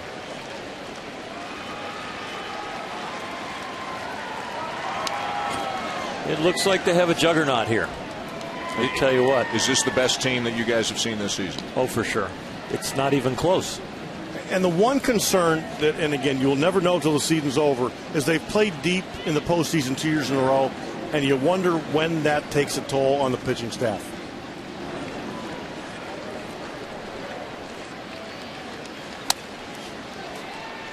Jammed him a bit, a little pop-up at a shallow center, caught by Kinsler, the second baseman, 2 down. Tuesday night, E60 profiles one of the best linebackers in the NFL, the 49ers' Patrick Willis. E60 returns with Willis to the rural Tennessee hometown where the 5-time Pro Bowler's harrowing journey began, and shows how far the Niners star has risen. Don't miss E60 Tuesday night, 7:30 Eastern here on ESPN. 2 down, nobody on. 8 in a row now set down by Feliz. Going to bring up Mike Trout, who would have based it off him in the third, the last Angel to reach. One thing you talked about, all the extra innings on the young pitchers. One thing the Rangers do a nice job of. Feliz has been skipped once and given extra rest twice already this year. Derek Holland is getting a few extra days rest now before his next start. Because of the extra innings, the heat that they have here in the summer, they try to help out their pitchers wherever they can. So much has been made about Nolan Ryan being here and how everybody goes deep into games. They take care of their pitching staff. Mike Maddox is an extremely intelligent, and he pays attention to detail. And not just their starters, but their relievers. They keep an eye on them because they know if they're healthy, they're going to be productive. And Mike experienced both in his career. He was a fine starter and a fine reliever.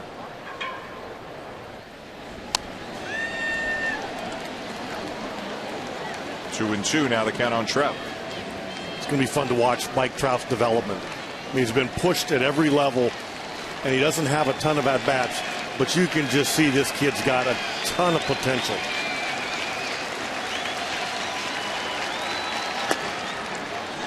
Just 20. Had a couple hundred at-bats last year. Was a 19-year-old in the big leagues.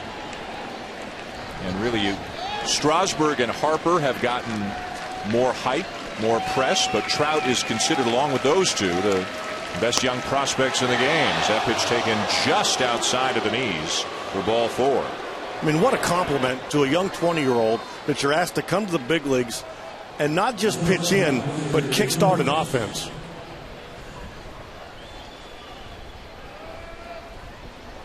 Mike Maddox to the mound.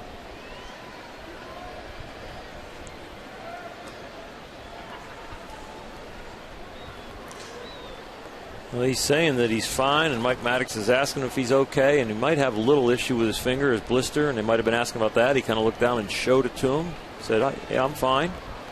And the one thing they're always worried about with him, they've been working on the last few starts, is his fastball command. You see the pitch counts up to 86, and here we are only in the 5th inning. You want to get more efficient, get deeper into the games. Here's his Torres. Especially with an 8-2 lead, this is a time to be pounding the strike zone. You know, they went through this before the Rangers did, and C.J. Wilson was here. He was a reliever for a number of years before being converted to a starter. And had 2 very good years starting for Texas. A pop-up to end the inning. Feliz gets out of it to the bottom of the 5th. And an 8-2 lead for the Rangers here at Arlington.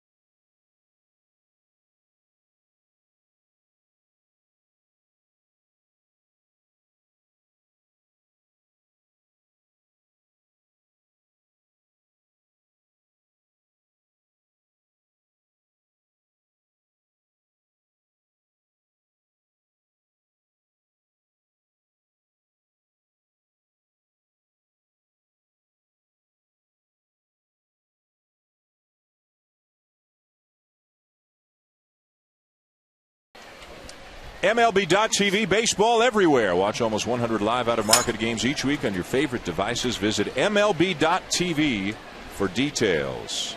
Sellout crowd here in Arlington. 8-2 Rangers, bottom 5. David Murphy facing David Pauly, who took over for Jared Weaver last inning. Weaver giving up 8 runs in 3 1/3 tonight. Matching the most runs he has ever given up in a start in his major league career, the 4th time in his career that he's given up 8 runs in a game. Murphy to be followed by Cruz and Napoli. You know, you think about the depth of this lineup. That's your number 7 hitter. He had 29 home runs last year. And the number 8 hitter, Napoli, was as good a hitter in the second half of last season as there was in the American League. Had a huge year for the Rangers. And we've been talking about it. There's no let up in this lineup. And if you want to make a pitching change, they can go get a right-hand hitter. You know, they got Brandon Snyder sitting on the bench that is just raking against left-handers. I mean, they got different ways to come at you if you want to make changes.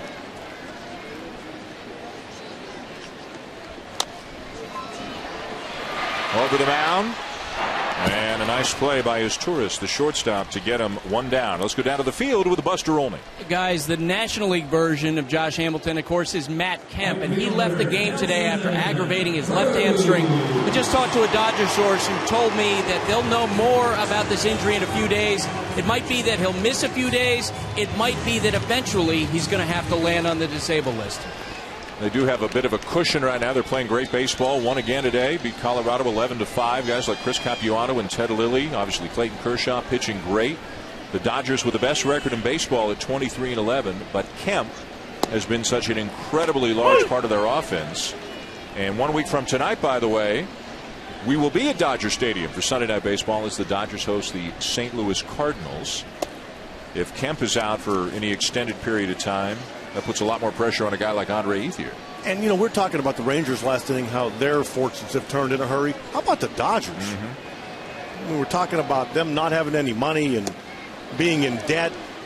And now, 6 weeks into the season, it's, new ownership, and they're in first place, and the glass got half full in a hurry. Well, the new ownership really didn't have anything to do with that yet. But, Don Mattingly and Ned Coletti have done a great job, and that coaching staff, and they did an unbelievable job last year pitching and playing through the chaos. I thought Don Mattingly's done an amazing job over there. Got some good baseball veterans on the coaching staff. Rick Honeycutt, Tim Wallach.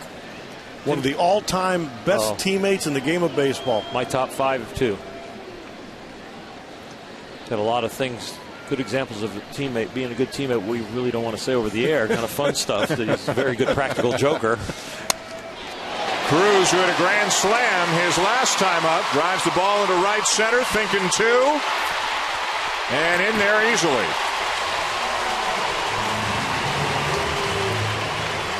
And this just is another reminder how much the mental part of the game is. He gets rewarded for his swing, earlier, last up out of the grand slam, and now all of a sudden, look at this.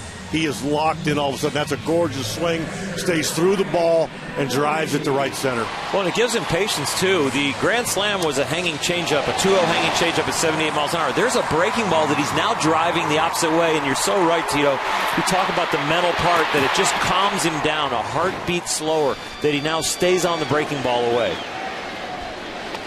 It's the 11th hit of the game for the Rangers, and 7 of them have been for extra bases.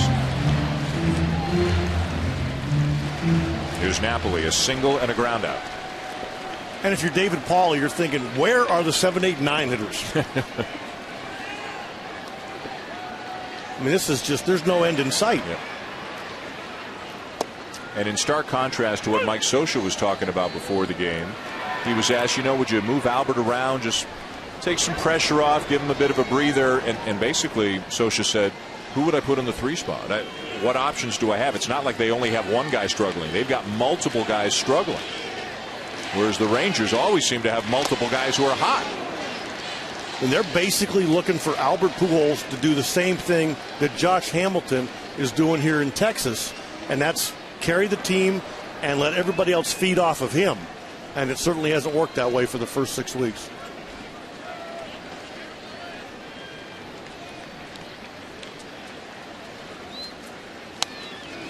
Breaking ball fouled back.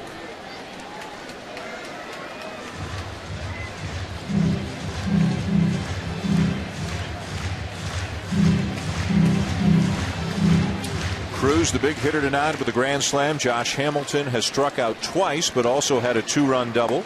Ian Kinsler's got 2 doubles in this game. Adrian Beltre with a couple of RBIs as well. Murphy, the only one that hasn't joined the parade. To center field, well struck. And over the head of Trout up against the wall. Cruz will score on a double by Napoli.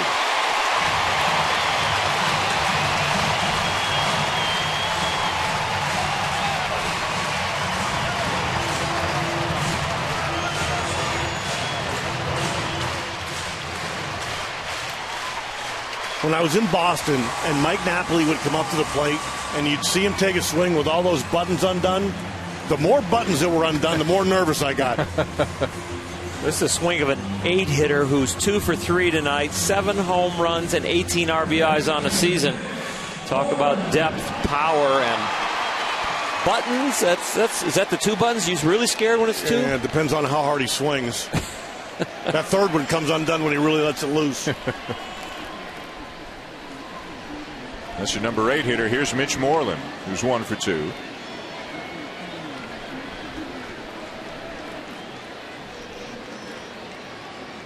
talk hitting with Napoli, and we talk about guys shortening up on the bat, going the other way. I mean, he's up there trying to do one thing. He's not shy to admit it. He's up there trying to hit the ball out of the ballpark every time he swings the bat. Yeah, you say go the other way. He's trying to hit the ball to another town. Mm-hmm.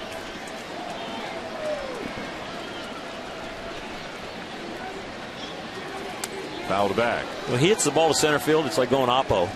That's how much of a pull hitter he is. You get a ball by him up, and you think you can get another one by him, and he just laces into it, and he's so strong.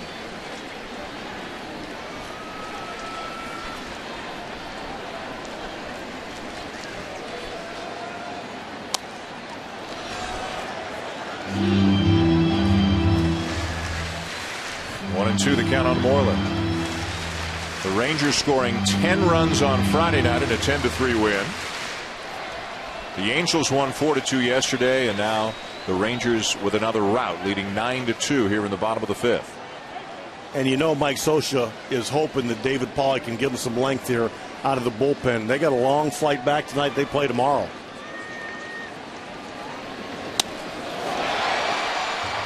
To center field, Trout will make the catch for out number 2. Buster gave us the update on Matt Kemp, leaving the game with a bad hamstring. The severity of the injury not yet determined. Other news and notes from around the National League. The Cardinals retired Tony La Russa's number 10 on Friday. Scott Rowland, that shoulder a problem again on the DL again, just unable to play to his capabilities the last few years because of persistent shoulder problems. And yet another injury for the Washington Nationals. This time it's catcher Wilson Ramos tearing the ACL and out for the season. Washington playing well despite the injuries, although Joey Votto got him today. 3 home runs, including a walk-off grand slam as the Reds beat the Nationals 9-6. So Washington has actually fallen a half game behind Atlanta for top spot in the National League East. Atlanta completed a sweep of St. Louis today, winning 7-4. Jason Hayward with a big 3-run double for the Braves. Good night for Kinsler, 2 for 3 with a couple of doubles. The Nats have a lot of reasons to be able to make an excuse for a hiccup here and there, and you don't see it. And for a young team, that's a really good trait.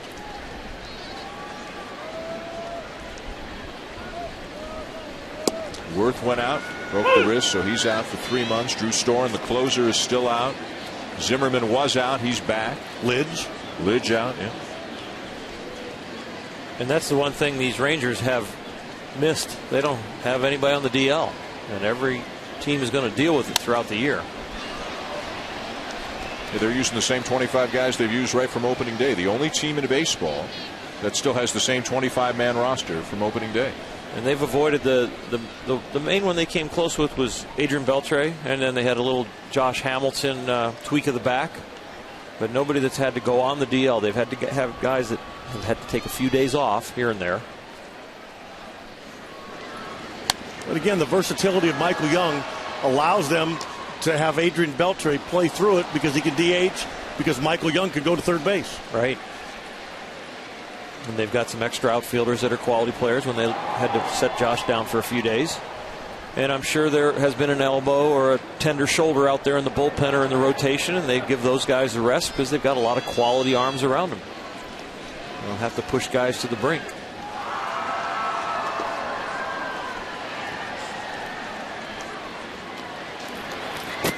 I was asked today, what is the weakness of this team? It's hard to come up with one. It really is.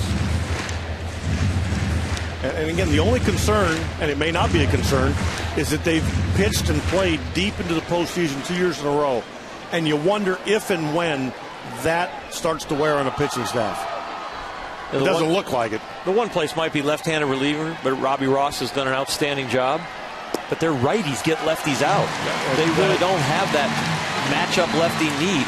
Oh, that's a great point. I mean, you go through there, Uehara and Lowe and Ogando, they all get lefties out. So yeah, Mike Adams there as well. Closer Joe Nathan. That's Scott Feldman with the beard there. And there's Feldman, who will make a spot start tomorrow. The left of your screen, Scott Feldman. Joe Nathan on the right. How about a collective ERA under 2 for this bullpen? And almost a 6-to-1 strikeout to walk ratio. 81 strikeouts to 14 walks. And add to that the fact that you can't steal on any of them. I mean, that's not just luck. That's a pitching coach and a staff paying attention to detail. They're already good. They don't walk people, and you can't run on them.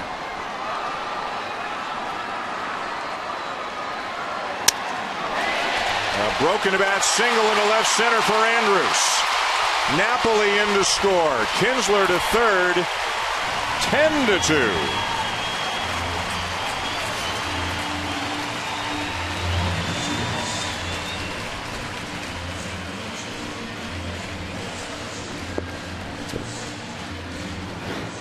Josh Hamilton coming up. A 10-2 lead for the Rangers. Nelson Cruz with a grand slam off Jared Weaver back in the third. The biggest hit of the night. Josh Hamilton knocked Weaver out of the game in the fourth with a 2-run double. Weaver, who's been almost untouchable this year, gives up 8 earned runs in 3 1/3 tonight.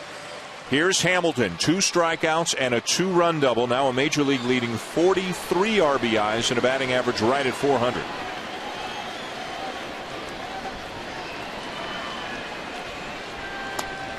He has won a batting title in his career. He has won an RBI crown in his career. He has won an MVP. And you just wonder if he can stay healthy and get in 150 games, what the numbers could be like this year for Josh Hamilton. You know, Dan, you asked me last time he hit what makes him so good. His last at bat, that ball beat him. But he kept his hands inside so well that he smoked it to right. He didn't just fight it off. Popped it up into left field. And the inning is over. Hamilton now 1 for 4, but 2 more runs for the Rangers. 10-2 they lead with Albert Pujols due to lead it off for the Angels when we come back for the top of the 6th.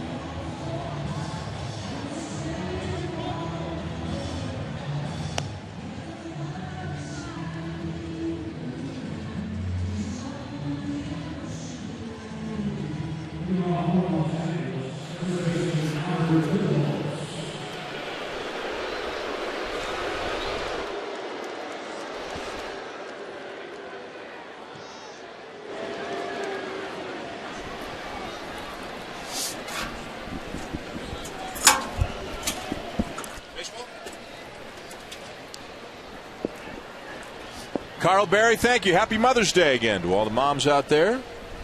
Welcome back to the Rangers ballpark in Arlington for the 6th inning with a 10-2 lead for the Rangers over the Angels. Neftali Feliz starts Albert Pujols with a strike. Albert a fly ball to right and a fly ball to left. 0 for 2 on the night. Got the changeup there, Oro? Yep, a little changeup.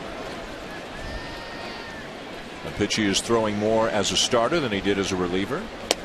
Back to a fastball that misses up and away. This is only his 6th big league start. Neftali Feliz. Change up. And it fooled Pujols. 2-2. He had 54 in the minor leagues, but he is developing at this level. He was a great closer, and they want to make him a starter now, and he's on his path. That's why you're seeing a few more change-ups, and this is a great outing for him to work on his secondary stuff because you're up 10-2. I know it's Albert up there, but it's a good time to change your sequences, to really work on your game and your growth as a pitcher because you just don't have that tight game. Out of play. And you can see Albert, he's grinding right now. You know, I've said it twice, he's not 0 for this game. He's carrying the weight of 6 weeks on his shoulders. Chopper toward third. Beltre, and Pujols is 0 for 3. I mean, you go back to 2006 when he's with St. Louis. His stride was longer, and his hands, the position where he starts his bat, it was cocked over his helmet there. And look how strong look at the strength in that swing. I mean, that's just, I guarantee that ball went a long way. And it's just a little minute difference now. You know, maybe he's not getting cocked quite as much. He's not getting in the launch position, however you want to say it. And he's leaking. He's trying to hit balls that are out of the strike zone. And it's not working. And I'm telling you, he's not that far off. That's what's unbelievable.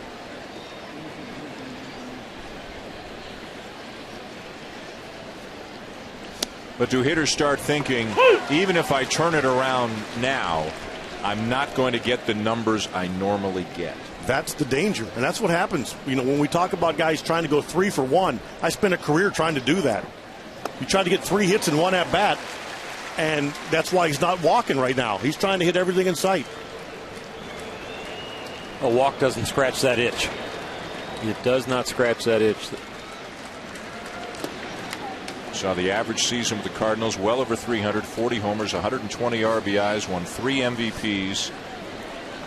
And right now he's hitting 192 with 1 home run. This is the Angels' 35th game of the season. Swing and a miss. Morales gone, 2 down. I really believe if you could tell him, hey, wipe the slate clean, we're coming out of spring training tomorrow, you'd see a different Albert Pujols. Look at the difference now. The stride's not as big. The hands are a little bit more upright. He's still in a good hitting position. But that bat is dead. And you're exactly right. It might be the fact that he's trying to be a little more compact, a little more disciplined, a little quicker to the ball, and he's actually shortened it to a point where it's a detriment. I agree with that. He's a little bit, I don't know if tentative is the correct word, but he's not as explosive because he doesn't trust himself right now. We got to sit next to Bobby last year, Bobby Valentine, and he said one of the magic moves in all of baseball is the cocking of that bat over the batting helmet. Trumbo, who's already homered tonight, will stop at second with a 2-out double. Oral, you said the bat is dead. What do you mean by that? Well, it's a little more upright, but the hands, the top hand, his top right hand is not loading, and that's when the barrel of the bat goes towards the pitcher and kind of goes over the helmet, and now that loads your hands. And when it loads your hands, it'd be like loading your wrists if you were a tennis player. Just how the hands are flat and dead. And that's his last at bat. But if you watch him there's nothing really there to. Swing gets long when the hands are dead. The swing is slower. And if we get a chance here to look at 06 one more time, just look at the strength and the position he gets in where he can fire through this swing. Look at this. Watch. He is attacking this baseball. And those hands are loaded. See how the barrel of the bat's going to the pitcher right there? And there's a little whip then because the hands are strong, and especially that top right hand. He's got to be watching video, obviously. He's got to see this. He's probably, and again, like every other hitter in the big leagues, he's probably outthinking himself right now. I mean, you care so much and you want to do so well. When we were in the clubhouse today, he was looking at video when we were walking through there. This is not a lack of caring. And you carry with it everywhere you go. Hard to sleep, hard to get up in the morning and have the food taste good. He knows eyes are on him. Mm-hmm.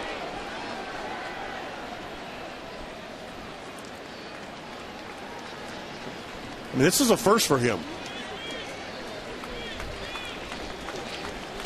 1-2 the count on Howie Kendrick. And a swing and a miss to the breaking ball to get him and end the inning. 6 good innings tonight for Feliz.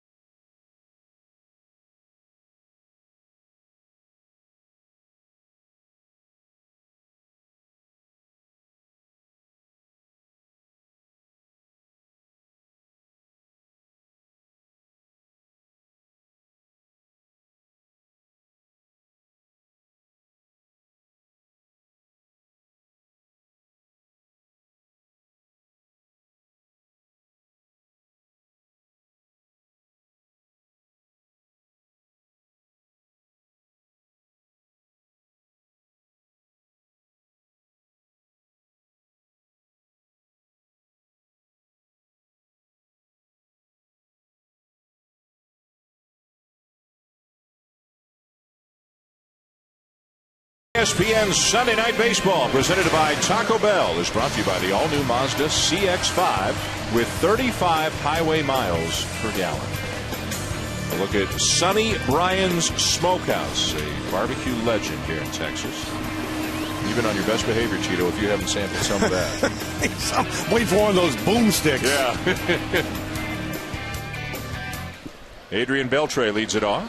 In the bottom of the 6th, the Rangers all over the Angels tonight to the tune of 10-2. Beltre's had a sac fly, an RBI single, and he's also struck out. He'll be followed by Michael Young and David Murphy.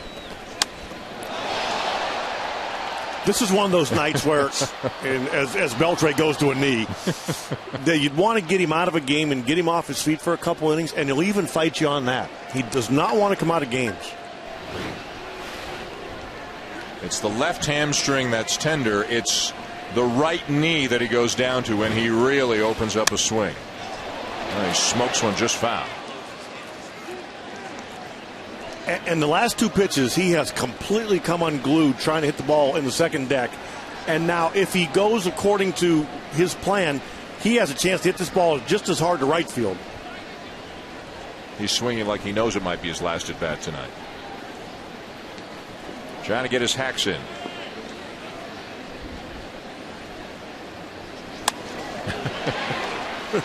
Everybody going to a knee here as Torres makes the play and Beltre retired one down. Now, we showed you some of the stories in the National League over the last week. Let's take a look at some American League news and notes. Although they lost today, the Baltimore Orioles are still playing some great baseball, and they are the leaders in the American League East by a game over the Rays, who beat them today. How about the week that Brandon Inch had? Brandon Inch is now in a select group with Lou Gehrig. 4 RBIs 4 times in a 5-game span. Did it twice against his old team, the Tigers, too. And the Blue Jays signed Vladimir Guerrero to a minor league deal. The 37-year-old is going to work out at the minor league complex in Florida in an effort to revive his career. Speaking of free swingers. Yes. Yeah. Yeah. Michael Young, the batter. Funny sport when a guy like Inge, and he'd be the first to admit it, struggled for a year to swing the bat. Then he goes to Oakland, puts on the white shoes, whoever knows what the magic was, and drives in 16 runs in a week. But that's the emotional break that we're talking about for Albert, that he doesn't have to hit in Detroit, Brandon Inge, where every at-bat he was trying to get 3 hits in one at-bat. Now he goes to Oakland. He's got a fresh start, fresh team, and it just releases his mind, and all of a sudden he's hitting again. Young loops one into right field, and the catch is made by Trumbo. Trout raced over just in case, but Trumbo makes the catch.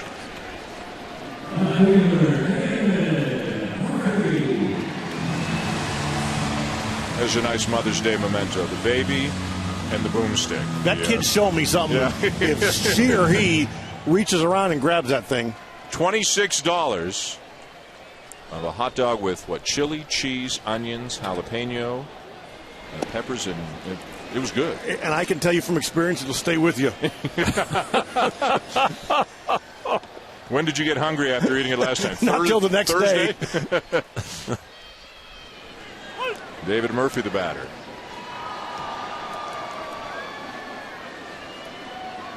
Two outs, nobody on. 10-2 Rangers over the Angels.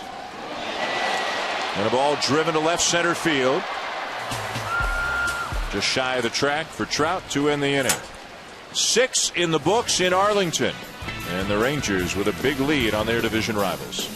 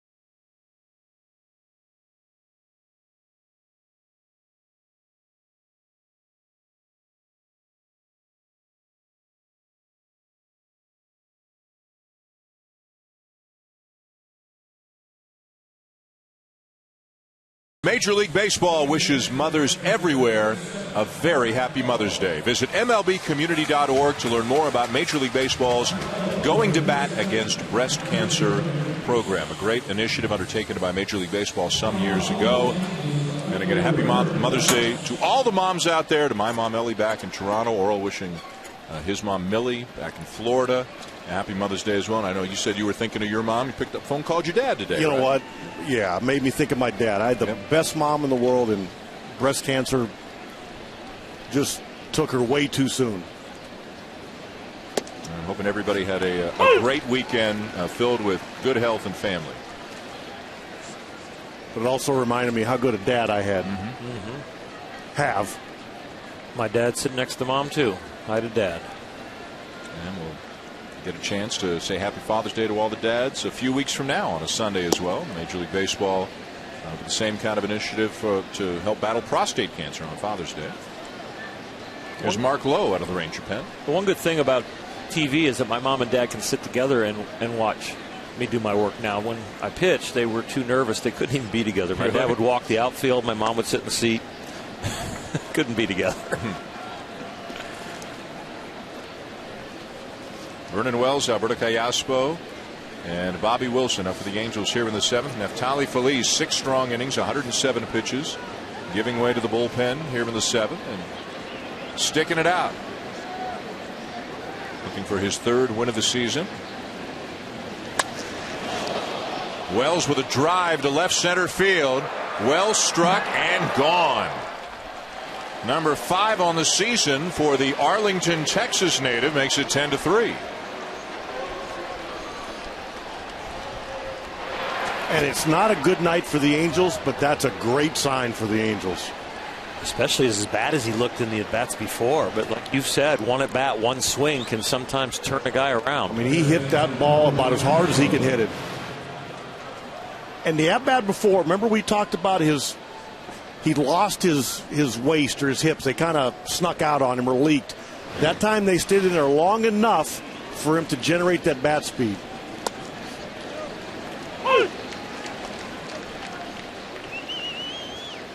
That shows you he still has it in there. Just got to do it now on a more consistent basis. And he's not the only one on this Angel team. He's got to get it going for them to pick up the offensive numbers and try to contend this season. They were as popular a pick to win the whole thing this year as any team in baseball. Me and you. Me and you. And I was on it as much as anybody. I was going to let us off the hook and just be generic there. We were a little off last year. Last year, I think 35 of some 50 ESPN experts picked the Red Sox. Well, they had no leadership with that. We know that. ESPN? Oh, the Red Sox. Oh, okay. You're very. Iaspo called out on strikes. Well, before that home run, there was another pitcher out there dominating. That was Pedro Feliz. And one of the things that we talk about is him as a development as a starter. This was his 6th big league start. Had 54 in the minors, but fastballs on both sides of the plate. I'll tell you what, he had the breaking ball, the secondary stuff working today. And one of the things as a development as a starter is using your off-speed pitches behind in the count. There's a changeup at 86 miles an hour and a 2-1 count and a changeup 3-2. That's a good sign for his development. Now Bobby Wilson loops one into left field for a base hit. Would you say, Oral, looking at Feliz, I mean, you're always learning, you're never a finished product, but is his transformation from a reliever back to a starter well on its way? I think he's got the tools to work with. You're not talking about trying to develop somebody and develop their stuff as much as you're trying to get them to use it at the right time, to have confidence in the right situations. And today was a great start for him statistically, but it also was a great start for him. You can see he's over there thinking about it. I got to get out front and keep the ball down with my breaking ball, not pull it across my body. That's what those hand signals were. So I think he's going to develop into a fine starter. I just like the idea you see him sitting in the dugout. That's nice, too. I mean, you don't see that very often. Most of the time, guys are up there, they're icing or they're doing whatever they need. He's down watching the game, talking to his teammates. Well, you're on Sunday Night Baseball. You can take your hat off. You get out there on the railing, get on camera a little bit. Got a little bit of that Pedro look there. Sure does. And he has talked to Pedro about that transformation into being a starter from a reliever. Pedro Martinez we're talking about. Pedro talked to him about that in the offseason, about how you're going to have to work a little harder, run a little bit more. You're going to be surprised how the endurance is a key. And so you've got to get stronger for not only one game, but for the whole season. Might be something a coach can say, even a trainer, strength and conditioning guy. It means a lot more when somebody with Pedro Martinez. Yep. You're right. The message can be the same, but who's delivering it means a lot. 2-1 the count on a Mike Trout. A fly ball, a base hit, and a walk.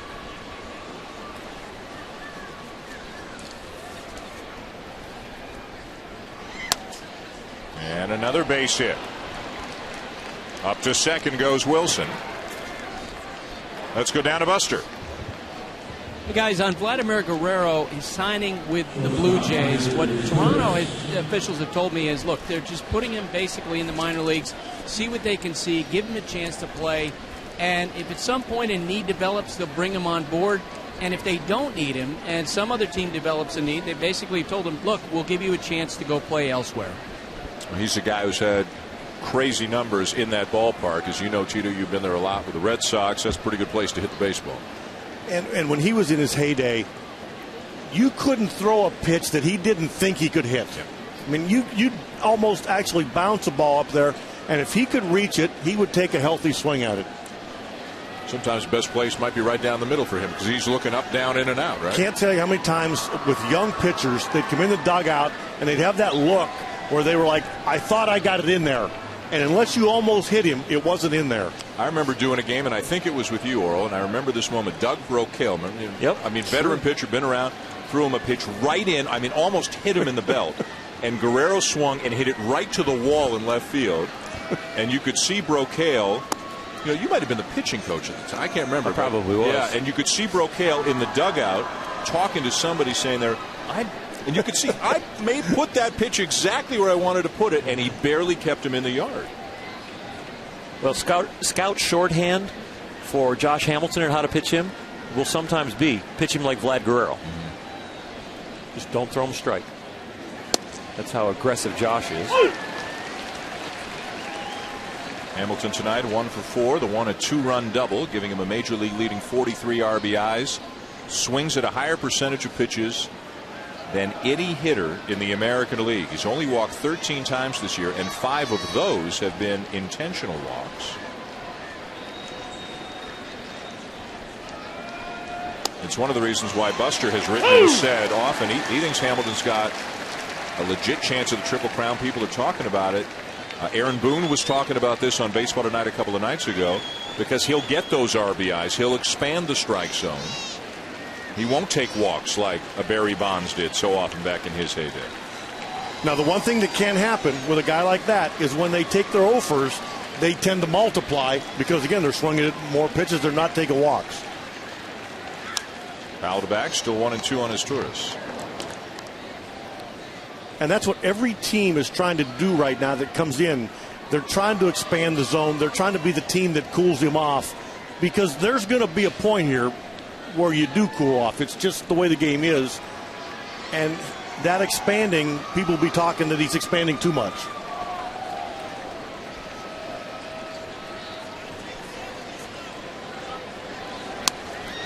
Another base hit. Wilson is going to round third, coming to score. Trout takes third on the base hit by his tourist, and it's 10-4.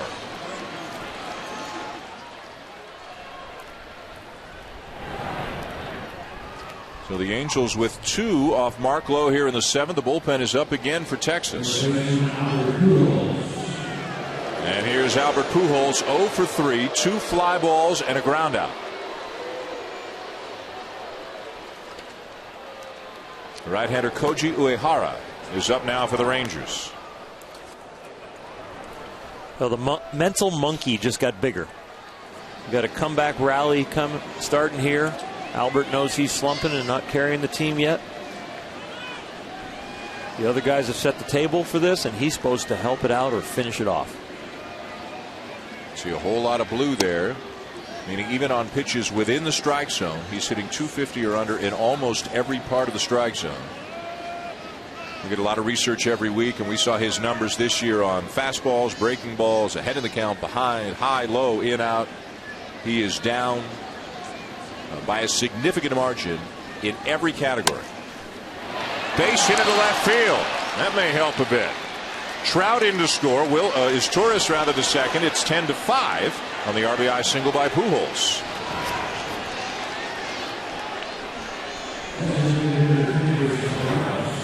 Again, he's ahead of the count, and he gets a pitch right down the middle in. And again, he hits it firm, but it's a grounder to third. It's not vintage Pujols. Just doesn't quite get extended enough to get the barrel. But as you can see, he's thankful. One of the best hitters ever. And he's going to come out of it. A little exhale there. Like, whew. Glad that went through. Meanwhile, 3 runs in, 2 men on, only 1 out. And here's Kendrys Morales.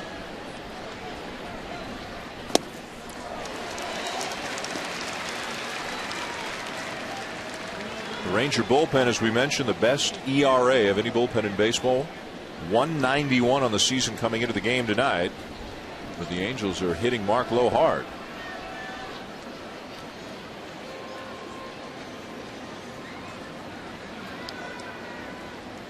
A shift on against Morales. 0-2. And we asked Ron Washington today why his right-handers are so successful against left-handers. And he said for the most part, and he included Mark Lowe, they have a pitch that can get in on the lefty. Whether it's a breaking ball, a cutter, or a hard fastball, they all have that.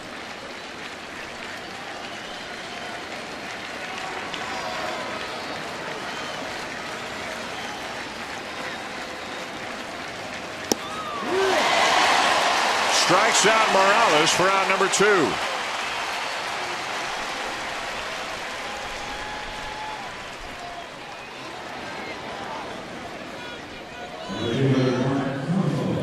And again, he's attacking in. Cutter, followed up with a fastball, not letting him get extended. Because if you let Kendrys Morales get extended, you got a chance of getting hurt bad. And he just bore both pitches, 2 different style of pitches, but both of them bore in and didn't let him get extended. 2 on, 2 out, 3 runs in. And here's Mark Trumbo, who's already homered and doubled. So a big moment here as Ron Washington leaves Lowe in to face Trumbo. Probably the toughest out of the Angel lineup right now. The home run in excess of 430 feet down the left field line back in the 2nd inning, his 6th home run of the season. And Mark Trumbo's not looking to walk here.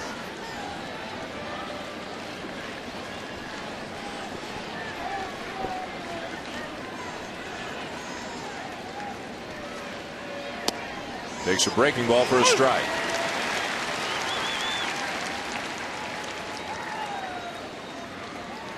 Uehara continues to throw in the bullpen for the Rangers.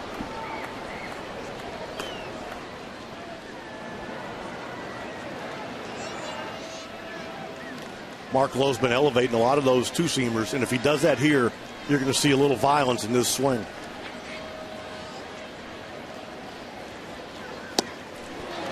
He did elevate that one a little bit, missed his target, but Trumbo didn't swing at it.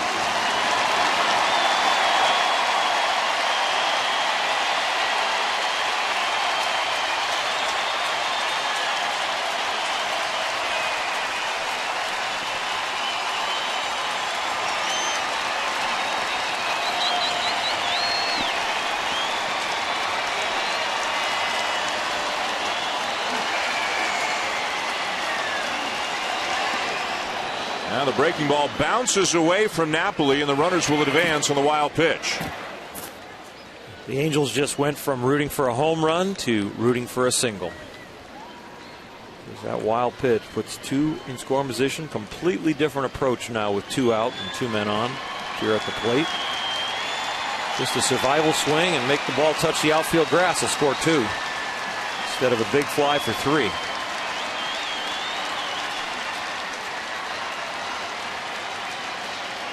Lee's the starter looking on. Some damage done against Lowe here in the top of the 7th. The Angels with 3 runs in.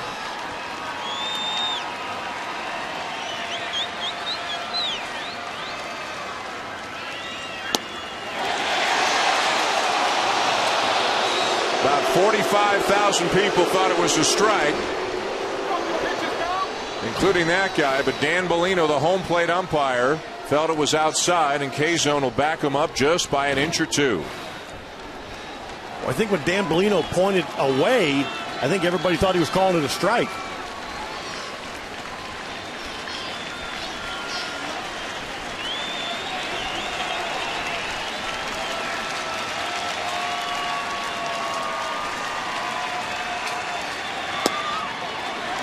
And it's ball 4 to load the bases and force Ron Washington to make a change.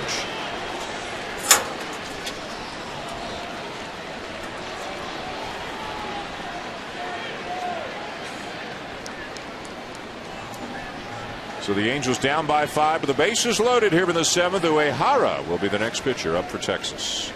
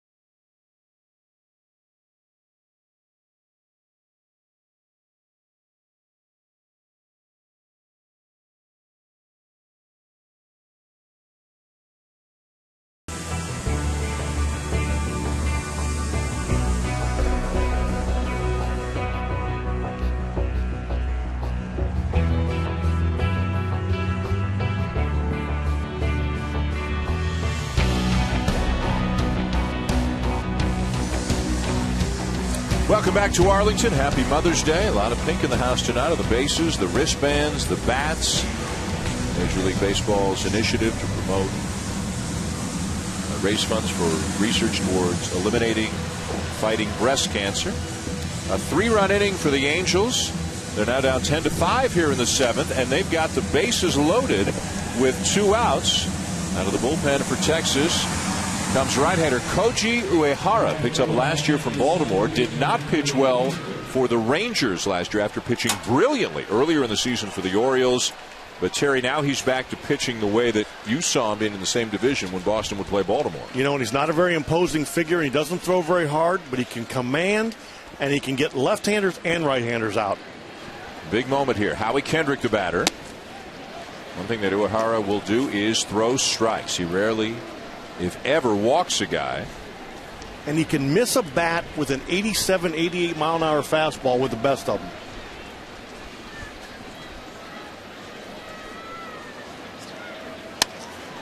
Up the middle.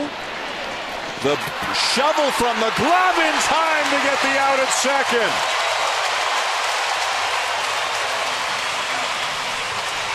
Andrus to Kinsler with a play you'll be seeing when they look at the web gems later on Baseball Tonight. What a big play that was. Saved a run and maybe more because the inning would have continued.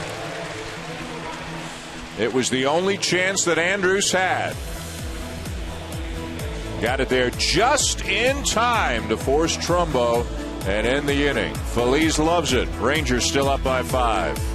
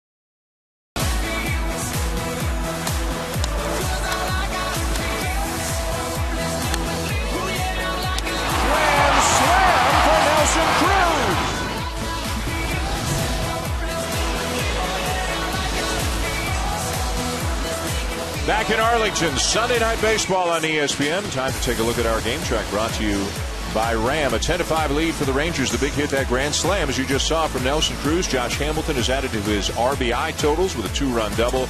Mark Trumbo with a home run for the Angels. Jared Weaver had himself a tough night. 8 earned runs, matching the most he's ever given up at a big league game. Lasted just 3 1/3.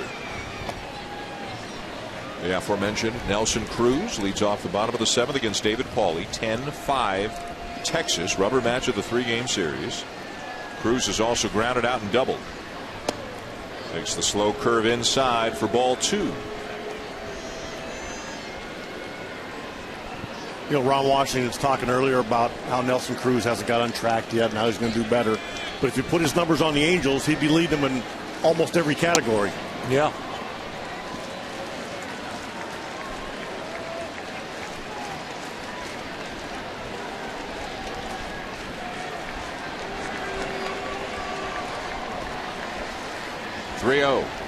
And taking all the way. Cruz will look at a strike.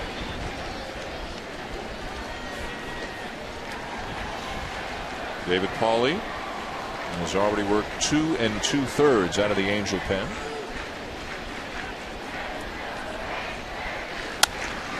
Ripped into left field, a base hit.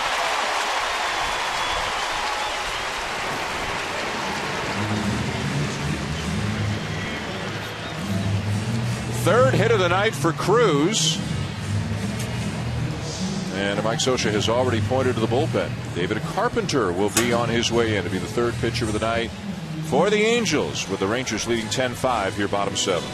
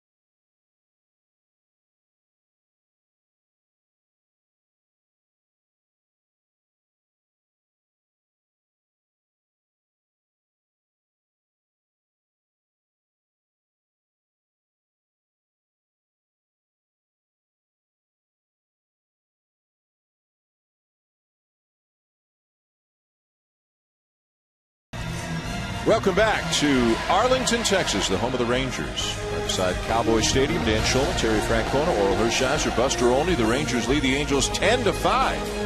Here in the bottom of the 7th, 3rd pitcher of the night for the Angels is right-hander David Carpenter, who picked up his first big league win yesterday. And the Angels 4-2 win over the Rangers.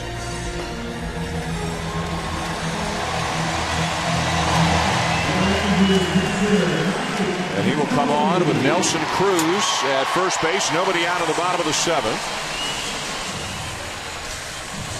Takes a deep breath, surveys the situation, and gets ready to face Mike Napoli.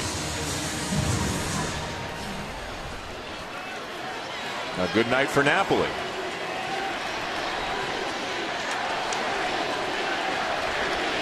Boy, they get loud and lively when Napoli comes up. That's why. You know, Dan, we talked about he took a deep breath on the mound. He gets ready to face Napoli. This place is starting to remind me of old Yankee Stadium, where teams come in here just to survive. You got an unbelievable pitching staff. You got an unbelievable offense. You got sellout crowds that make a lot of noise. This is an intimidating place and will be for the rest of the year, I think, for opposing American League teams and the National teams to come through. Good sharp breaking ball, 0-2. And I think at the beginning of the year, when the American League teams looked on their schedule and they saw they had to go through Anaheim and then Arlington, they thought, oh, if we can just get through those 6 games and survive. Anaheim hasn't lived up to the billing, but the guys here in Arlington sure have.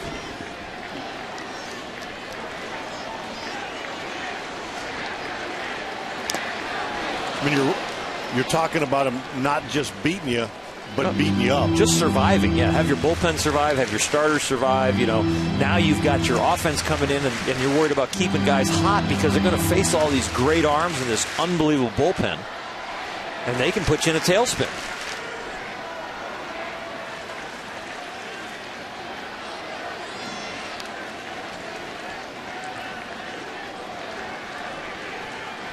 Runner goes, and no throw down to second.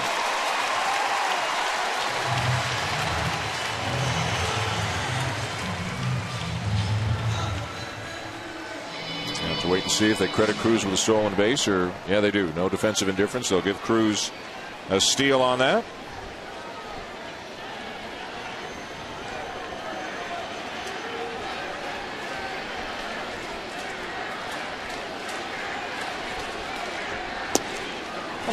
I'm sure you heard that from other managers when you were with Boston, and teams had to come through and play you and New York. You don't look at it like that when it's you. No, nobody came up to you behind the cage during batting practice and said, well, we're just going to be glad to get out of here. Yeah, I never believed them. I mean, those are the sneaky people. So I never listened to them.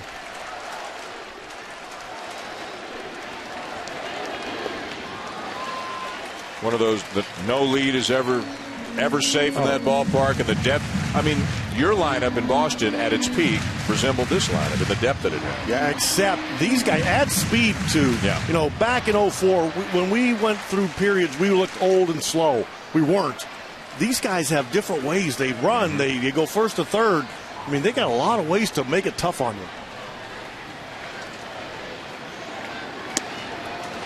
Outside, ball 4. Like that right there. Kind of a semi-blowout game and take a good walk.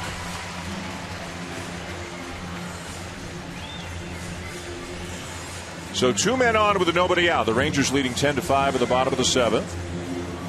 8th time already this year. We're less than a quarter of a way through the season, and the Rangers have scored 10 or more runs for the 8th time already this season. They're good, and they know they're good. There does not appear to be any kind of a hangover from being a strike away from winning the World Series last year.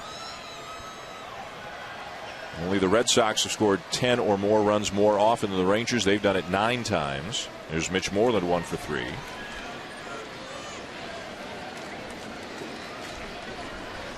But they sure seem to turn the page as well as it can be turned on how close they got to winning it all but falling short last year. I think they have some tremendous leadership, starting with Michael Young and trickling on down from there.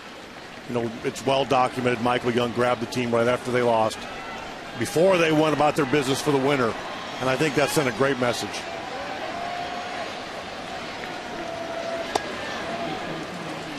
When you have players in the clubhouse that police themselves, that is the best. Those are the best teams ever.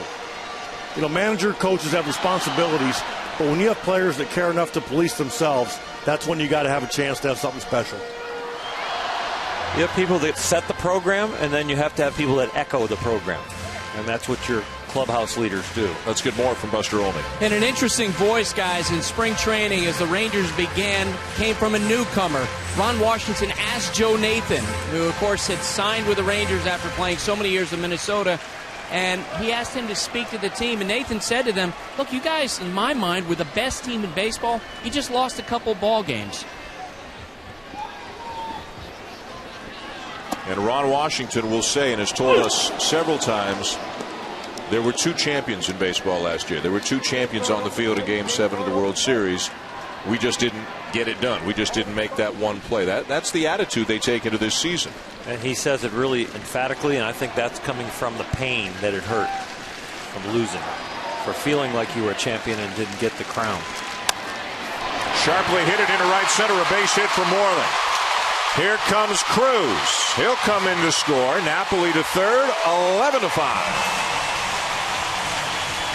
And I think we all respect his opinion on how strongly he feels about his team, but St. Louis has a bigger ring. Oh, for sure. And they have colored stones on it. You get no colored stones for an American League Championship ring. You get the colored stone on your ring when you win it all. It hasn't happened often since the divisional era began in '69 that a team has lost back-to-back World Series. Rangers losing to the Giants 2 years ago, to the Cardinals last year, and certainly look strong enough to make a run for the World Series again this year. Ian Kinsler, a couple of doubles and a walk, 2 for 3 overall.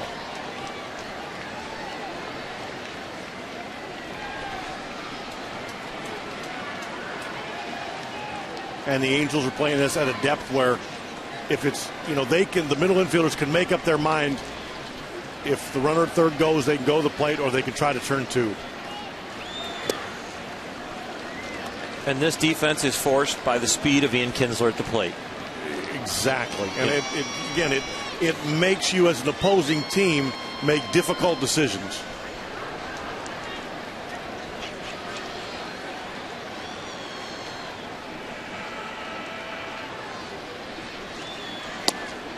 We see a lot of shots there, guys, of Mike Scioscia, and he's as hands-on during a game. Tito, let me ask you, is he as hands-on during a game as any manager in baseball? Yeah, and you can tell from managing against him, he is on top of the game. Nothing gets by him, and you can tell the way he runs the game, and you're always concerned yourself that because he's always got his eyes on you. He doesn't miss anything. Is this all pitch selection that's coming from the dugout every time that Wilson looks over? No. I doubt very seriously if it's ever pitch selection. It's pitch out, slide step, throw it to first, things like that. It's controlling the running game, first and third situation, infield depth, depending on count. He's got 1, 2, 3, 4 fingers, depending on the depth and which infielder he wants to move back or in.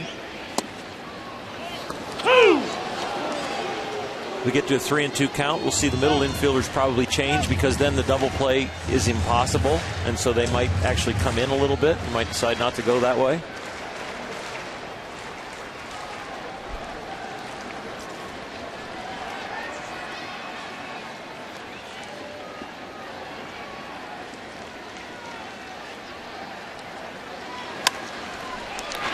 Fair ball. Great stop. Long throw in time. What a nice play by Callaspo, but a run comes in to score. What a nice play.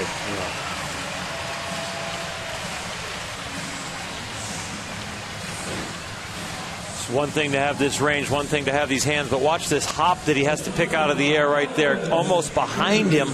Gets it in the webbing and then has the presence of mind for the spin and the gun over to Albert. That's a double. Yep. An outstanding play. Oh, that ball was behind him.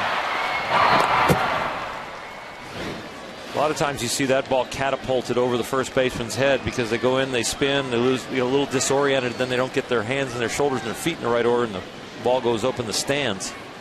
Got it down on a line. Andrus will take a strike. So an RBI on the ground out for Kinsler. Moreland to second, one down. Josh Hamilton back into the on-deck circle. 1 for 4 tonight. A 2-run double back in the 4th.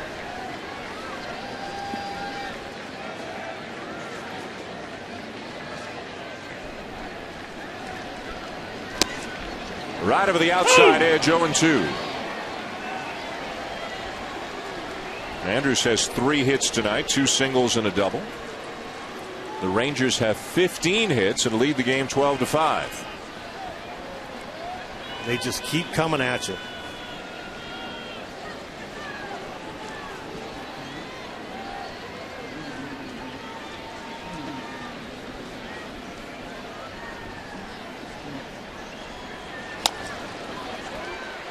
Chopper to third, charging Callaspo. Safe at first, Andrus. Pujols will argue.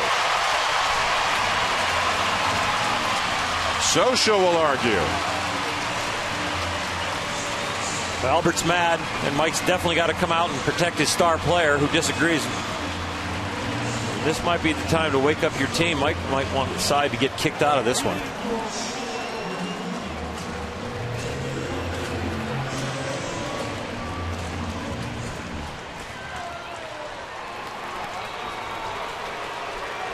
This is where you hope you get a good answer from an umpire. You're aggravated. It's not his fault you're down 7. Right. But you want to, and evidently he gave Mike Scioscia a good answer right there. But he didn't get the call right. No, Albert got it right. Jerry Lane missed that one.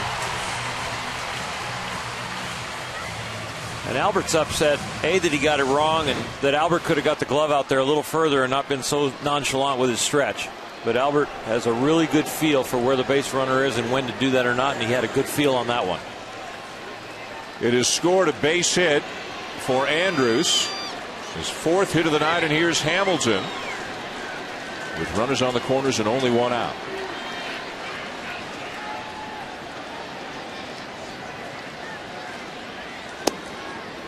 Outside, ball 1. You know what, though? Sometimes good things happen when you play the game right. Elvis Andrus hits that ball, 60 feet, but he goes hard down the line, and because of that, got himself a base hit. Pretty good night, credited with 4 hits. Also the great defensive play last inning. Hamilton sends it foul down the left field line, 1-1. You know, if this is any other ballpark in America, I'm not sure this many people stay in a blowout game like this. But with this guy at the plate, nobody's leaving. We might see a lot of people leave after this at bat, but they're sticking around to see this guy hit. I think you're right.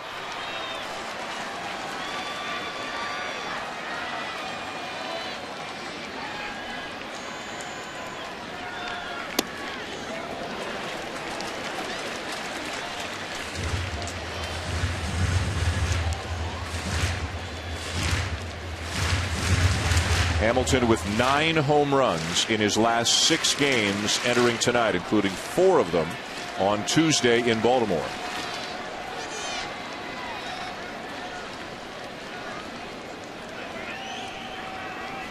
Three and 1. You know, how many guys turn to their buddy? How many kids turn to their mom or dad and said, "We can't leave yet. Josh is coming up."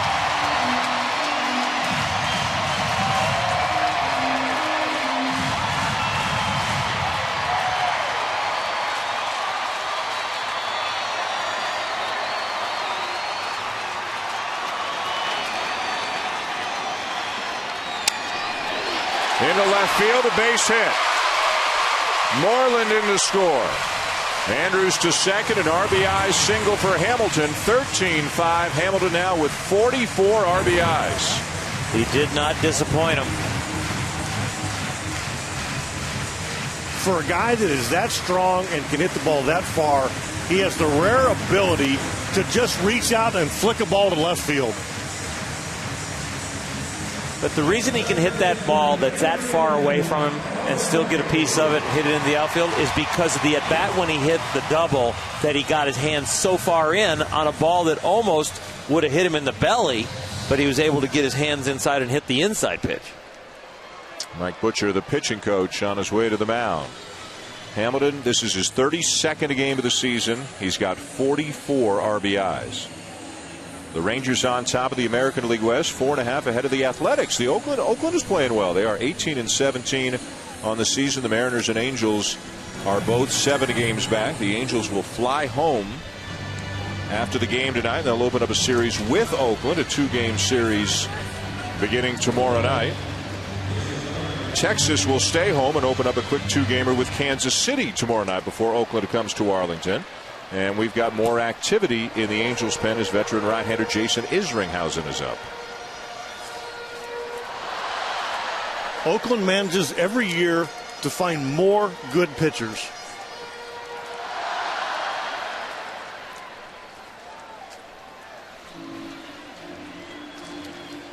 SportsCenter comes your way at the conclusion of the game tonight. Steve Levy and Chris Berman hosting tonight on SportsCenter. Some of the stories they'll be covering. The Clippers beat the Grizzlies to advance. Miami takes Game 1 of the Eastern Conference semis from Indiana. Matt Kuchar wins today, and the Sunday conversation is with Steven Strasburg of the Nationals. A loaded SportsCenter coming your way.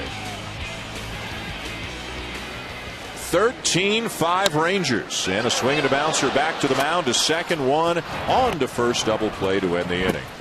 7 of the books in Arlington, 13-5 Texas.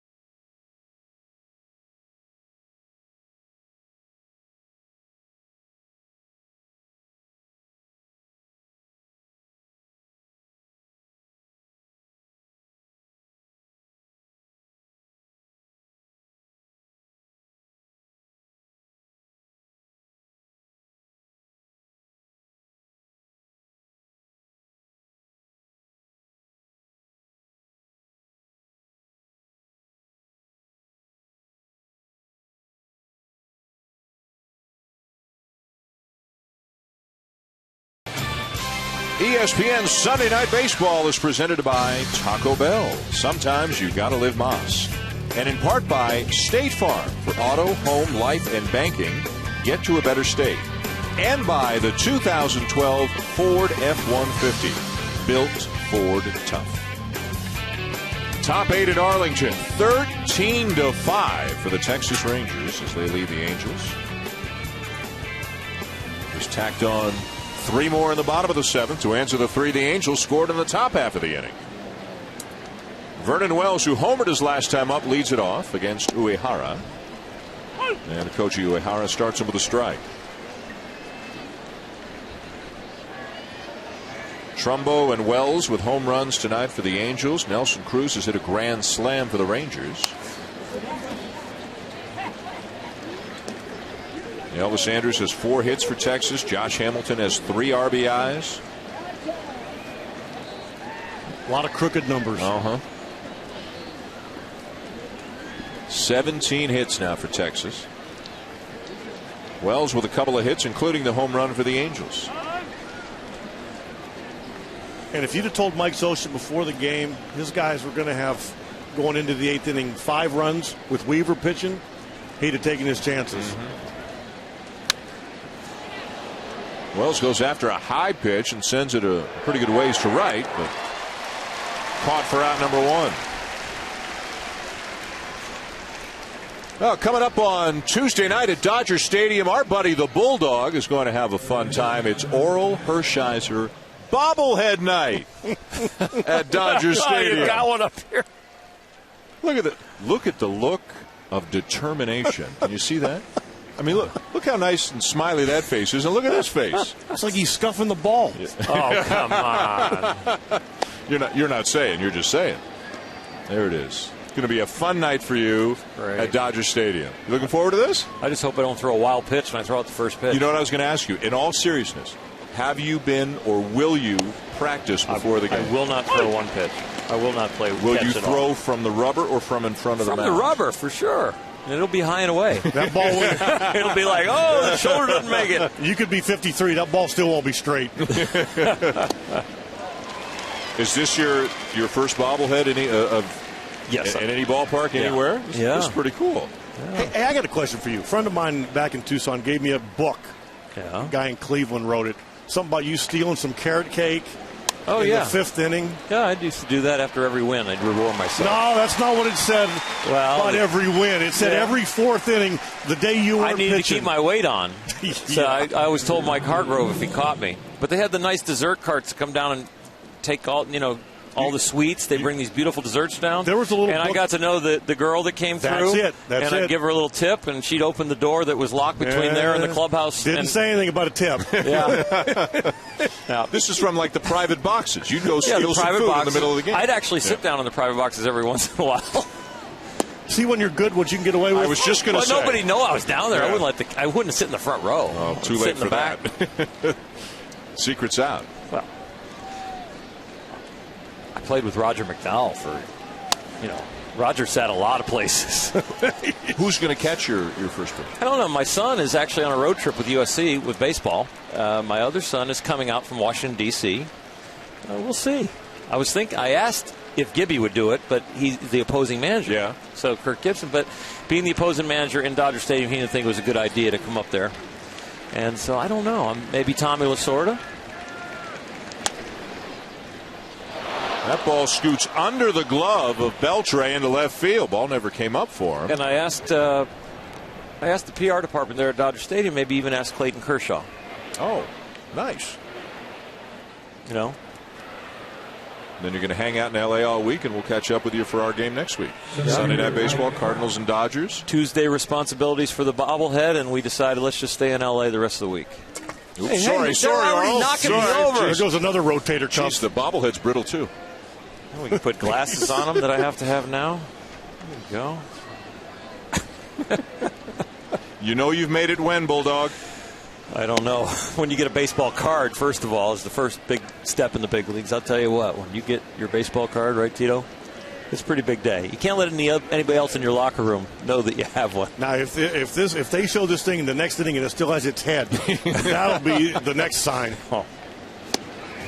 Swing and a miss, 1-1. Mike Trout, the batter, 2 for 3 with a walk. And it says on the front of it, 1988 Cy Young Award winner. Not to embarrass you, but about as good a year as any pitcher's ever had in '88. The 59-inning scoreless streak, NLCS MVP, World Series MVP. That 59's pretty safe. We've had some people chase it, and I wish them well. I hope someday it gets broken, because I got a nice ride from it, and still on the ride, but I'll tell you what, it'd be fun to see somebody go after it. Don Drysdale, when I broke his record, was such a gentleman. He was there as an announcer of the Dodgers and was down on the field in the dugout, and we actually did the only Dodger post-game interview during the game, because we lost that game in 12 innings. And I pitched 10 to get the record, and looked for Don up in the press box as I went to start the last inning to salute him. And there's Mike Scioscia, who was there. He caught the ball. He didn't catch the final out. Jose Gonzalez in right field caught the final out. Keith Moreland, pinch hitter, came up and flew out to right. And that was the 59th inning. I looked for Don up in the press box, and he was an announcer, to salute him and say, "All right, I'm going for it, big boy." And I couldn't find him. So I saluted the press box, thinking, I don't know where he is. And then I've come to find out he was sitting in our dugout watching the inning. Oh, really? Yeah, sitting in the dugout watching the inning. Did it mean more to you because it was a Dodger whose record you were approaching? I wanted to stop. Why am I out there in the 10th inning? We're going to the playoffs. It was just totally a personal thing, and Tommy forced me to go out for the 10th inning. I said, let's stop, Tommy. We'll both be at the top, 2 Dodgers. He said, you're going back out there. So once I had to go back out there, I guess I should try for the 0. Well, have fun Tuesday night. We'll be watching, and I'm sure it's going to be a great time.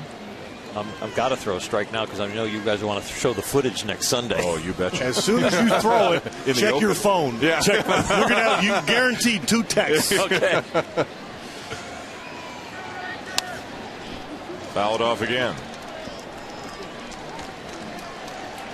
Your heart's going to be beating pretty quickly, I would think.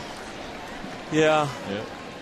That'll be cool. That'll be great. Can't lift my leg quite as high. Not quite as flexible going down that hill. I'm going to sit over by Dan here a little bit.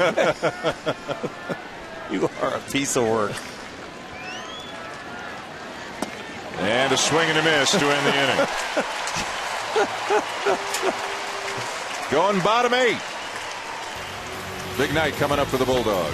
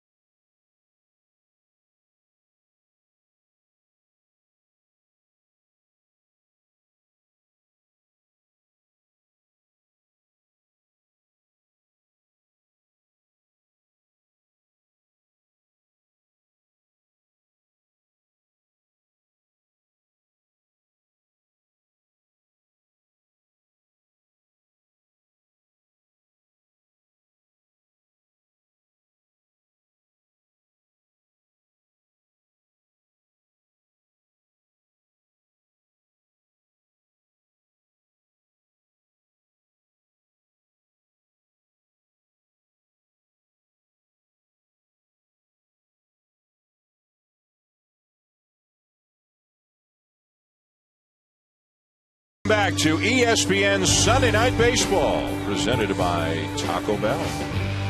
Bottom 8 in Arlington.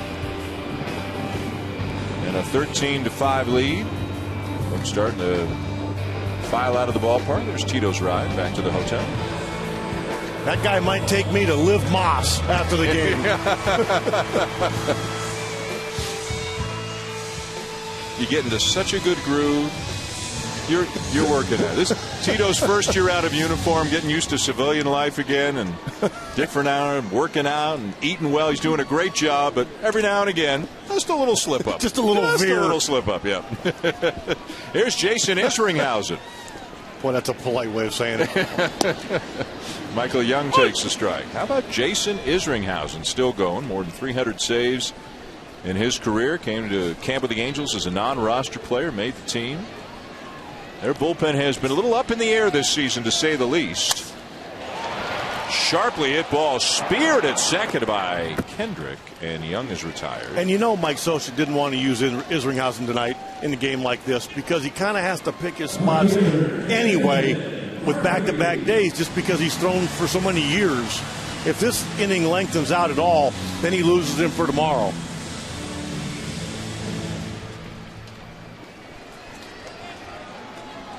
David Murphy, the batter, 0 for 3 with a walk.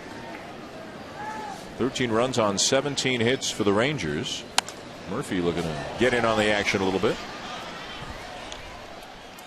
ESPN's coverage of Major League Baseball continues tomorrow night and Wednesday night. Tomorrow at 7 Eastern, Monday Night Baseball presented by USAA, one of the oldest and better rivalries in baseball, the Cubs and the Cardinals. Wednesday features the Red Sox and the Rays.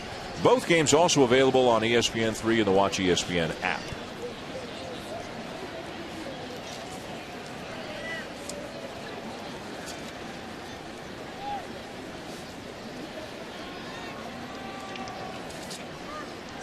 And Isringhausen and Wilson can't get together.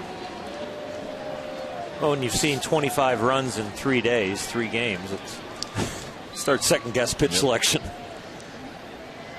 We're going to get out of it with a win. The Angels won. Ripped down the right field line. Foul.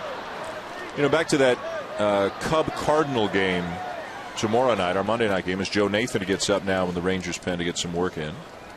I mean, the Cubs are not a good team, and they've got some work to do. But one of the nice stories that I'm sure that Sean McDonough, Rick Sutcliffe, Aaron Boone, Tim Kirchner will cover is Brian LaHare, a 29-year-old who was a quote-unquote 4A guy. He demolished AAA, wasn't considered to be good enough to play in the majors, and he's gotten a chance to play this year as Murphy sends one down to third and is retired on another good play by Callaspo, 2 down.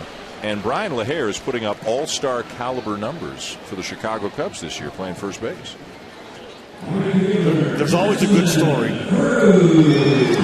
says he's an easy guy to pull for, and he's getting his first chance, and he's taking advantage of it. And you hope he continues. Came into action today hitting .354 with 8 home runs. And pitching for the Cubs tomorrow night, Brian Dempster, who's got an ERA just over 1. Nelson Cruz, the batter, and Cruz has had a big night, 3 for 4, including a grand slam. He's a triple away from the cycle. Should we send a bobblehead to the GM of the Cubs, Theo? Do you have any stories about those? Actually, one of the minor league affiliates a couple years back had made a bobblehead doll of. They said it was me. It didn't look like me. I went down to visit Theo in his office, and the bobblehead didn't have a head. And one of the assistants told me that he didn't like one of the pitching changes I made.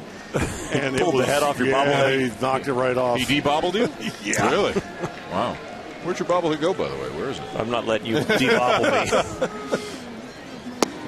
2-1 on Cruz. When's your book come out? You have some of the best stories in the world. I can't wait to buy your book. You just made the keyword buy. Oh, I'm not getting one, huh?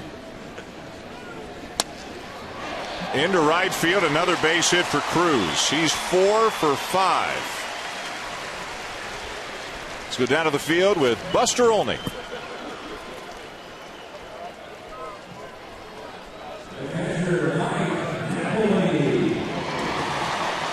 All right, we'll get back to Buster. We lost our connection for a second.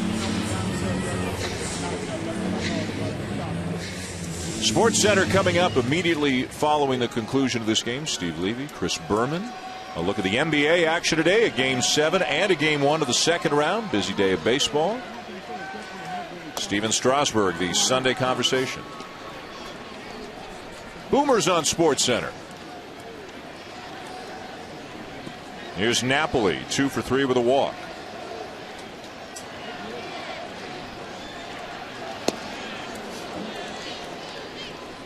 Boomer's at the desk right now. He's fumbling through the different papers, getting ready, tightening his tie. Chomping at the bit. Can't wait to get it. Yep. Let's do it.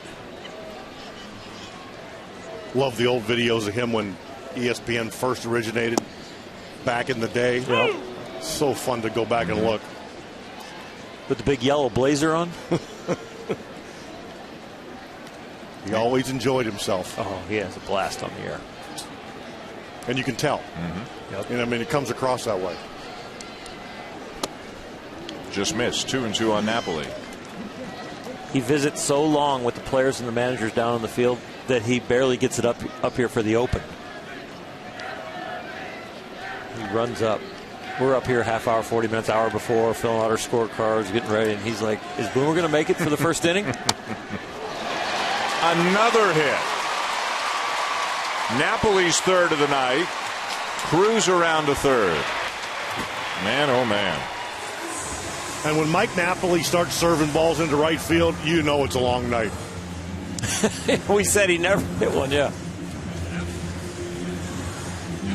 All right, let's try this again. Back down to Buster. Guys, right now, the Rangers' run differential, the difference between the runs they've scored and the runs they've allowed, is a plus 81, or about 2 1/3 per game. To put that into perspective, right now they're on a pace to have a run differential this year of 375. The record is 411 by the 39 Yankees. The 98 Yankees had a run differential of 309. I posed a question on Twitter tonight. Hey, this Texas team, how would you compare it to some of the other teams in recent memory? And everybody was bringing up those 98 Yankees. Now, this is an extremely talented, confident bunch. They've been very healthy so far. 22-12 on their way to a win here tonight, which would give them the best record in the American League, second best record in all of baseball, behind only the Dodgers. Josh Hamilton, another big night. He's driven in 3 runs tonight with a single and a double. Nelson Cruz getting hot down in the 7 spot. Ian Kinsler's had a good night.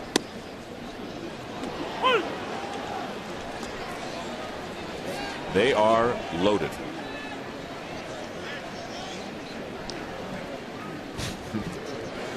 And when you get a run differential of what they've got, an 8-run lead, you can relax and have some yucks in the dugout. And Ron Washington, I know, Terry, you can appreciate this more than anybody. It's not just as simple as rolling out the 9 and putting them on there. There's a lot of work behind the scenes, keeping everybody happy and comfortable. You're a psychologist when you're a manager too, right? You know what? And that's what he has excelled at. He gets these guys to play. They want to play the game correctly. And he sets that atmosphere and that tone.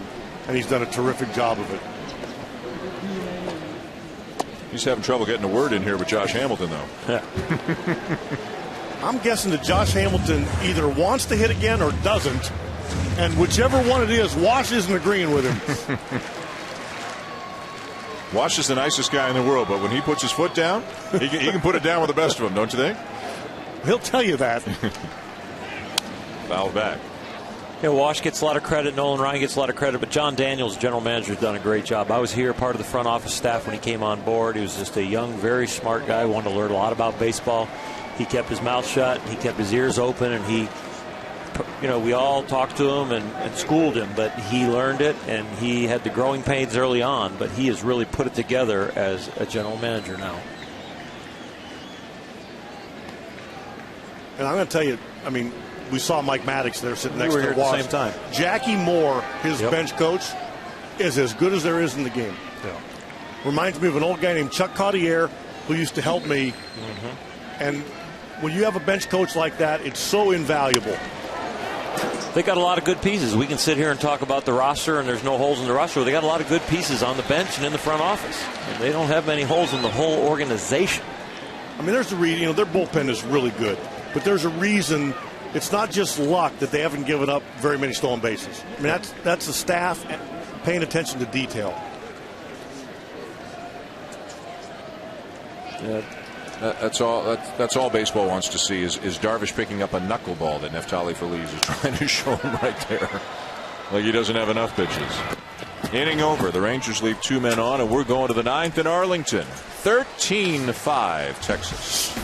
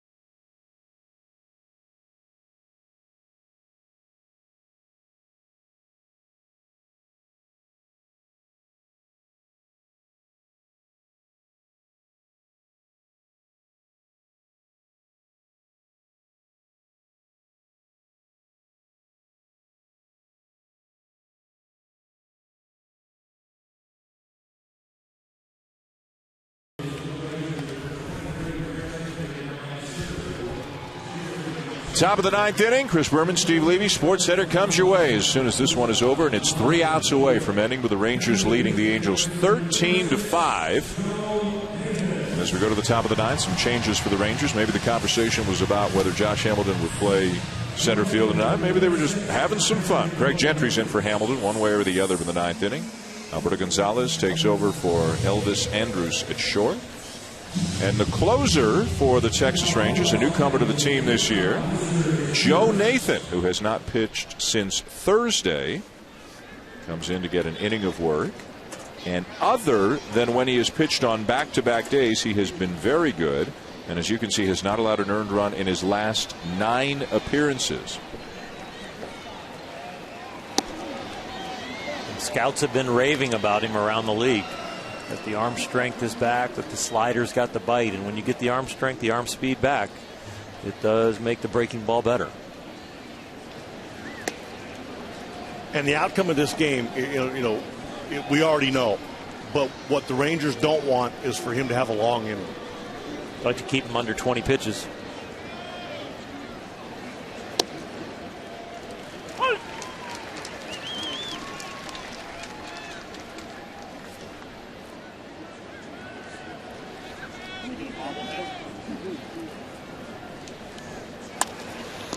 One hopper back to the mound.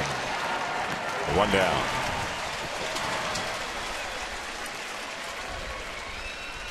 The big hit tonight came for Nelson Cruz. This was a back-and-forth game, 2-2 early. And then bottom of the 3rd, a grand slam, just fair and just far enough. 3rd career grand slam for Cruz. 3rd home run of the season, part of a big night for him. Tonight, Chevrolet, player of the game.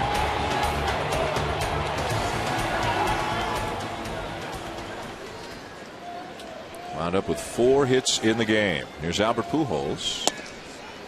Pujols tonight is 1 for 4. Had an RBI single his last time up. I'm going to tell you something. Joe Nathan's back. That's firm. 95 with movement. He was one of the best, and one of the best guys also. It's so nice to see him back, because that was a battle for him. And a bouncer to short. Gonzalez, 2 down.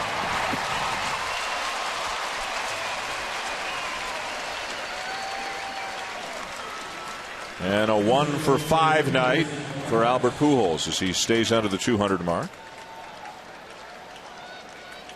And Ron Washington got his wish. Albert Pujols is going to leave town without doing some damage here. The Rangers an out away from taking 2 out of 3 from their division rivals. The first 3 of 19 games they'll play against one another this season. The Angels will leave town 8 games behind Texas. Kendrys Morales 0 for 3 and a walk. Well, I mean, he's just rearing back and firing right now.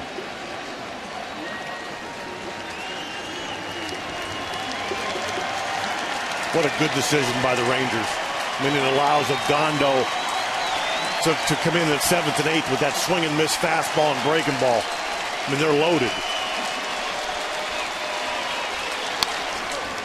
Morales drills a ball to deep right field and gone.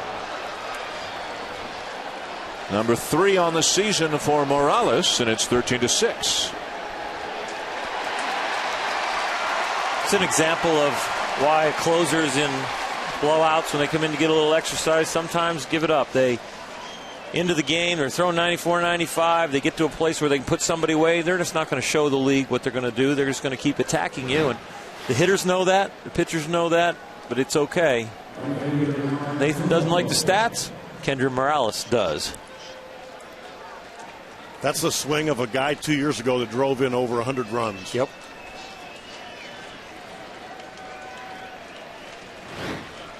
And now the batter is Trumbo. Neftali Feliz will get the win to go to 3-1. The loss for Jared Weaver, who will suffer his first defeat of the season. He will fall to 5-1 on the year. Gave up 8 earned runs in just 3 1/3. Feliz pitched very well through 6 innings. Gave up 2 runs through 107 pitches. for the team with the best ERA in the American League. And the best record in the American League, and the best offense in the American League.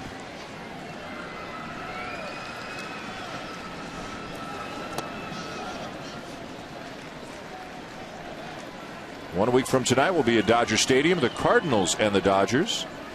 The Dodgers will have an anxious few days awaiting news on the status of Matt Kemp, who left today with a hamstring injury. Tomorrow night, Cubs and Cardinals on ESPN. Monday Night Baseball. Wednesday night, the Red Sox and the Rays.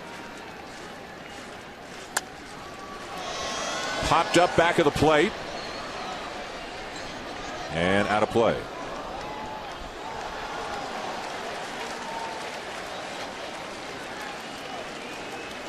I told you we shouldn't leave early.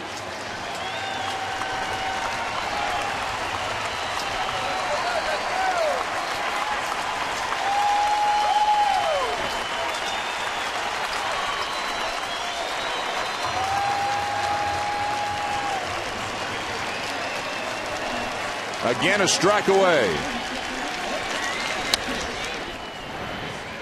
And a base hit through the right side for Trumbo. He's got a 3-hit night.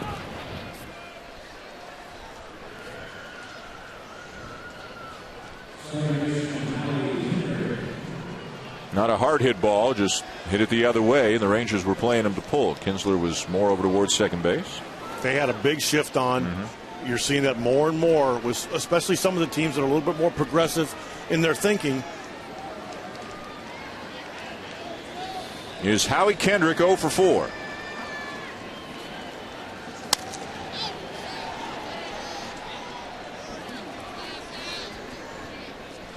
You're heading back to the plant? Baseball tonight, tomorrow? You got baseball tonight, tomorrow? Sure am. You do? Think you're playing with kids?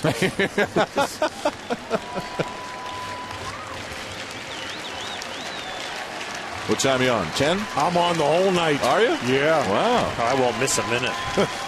It'll be compelling.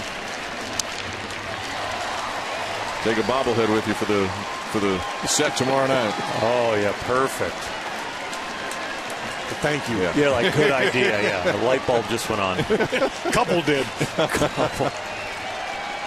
Again, a strike away.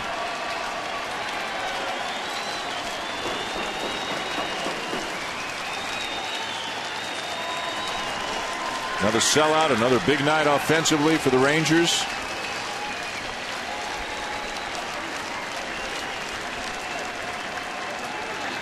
And it's over.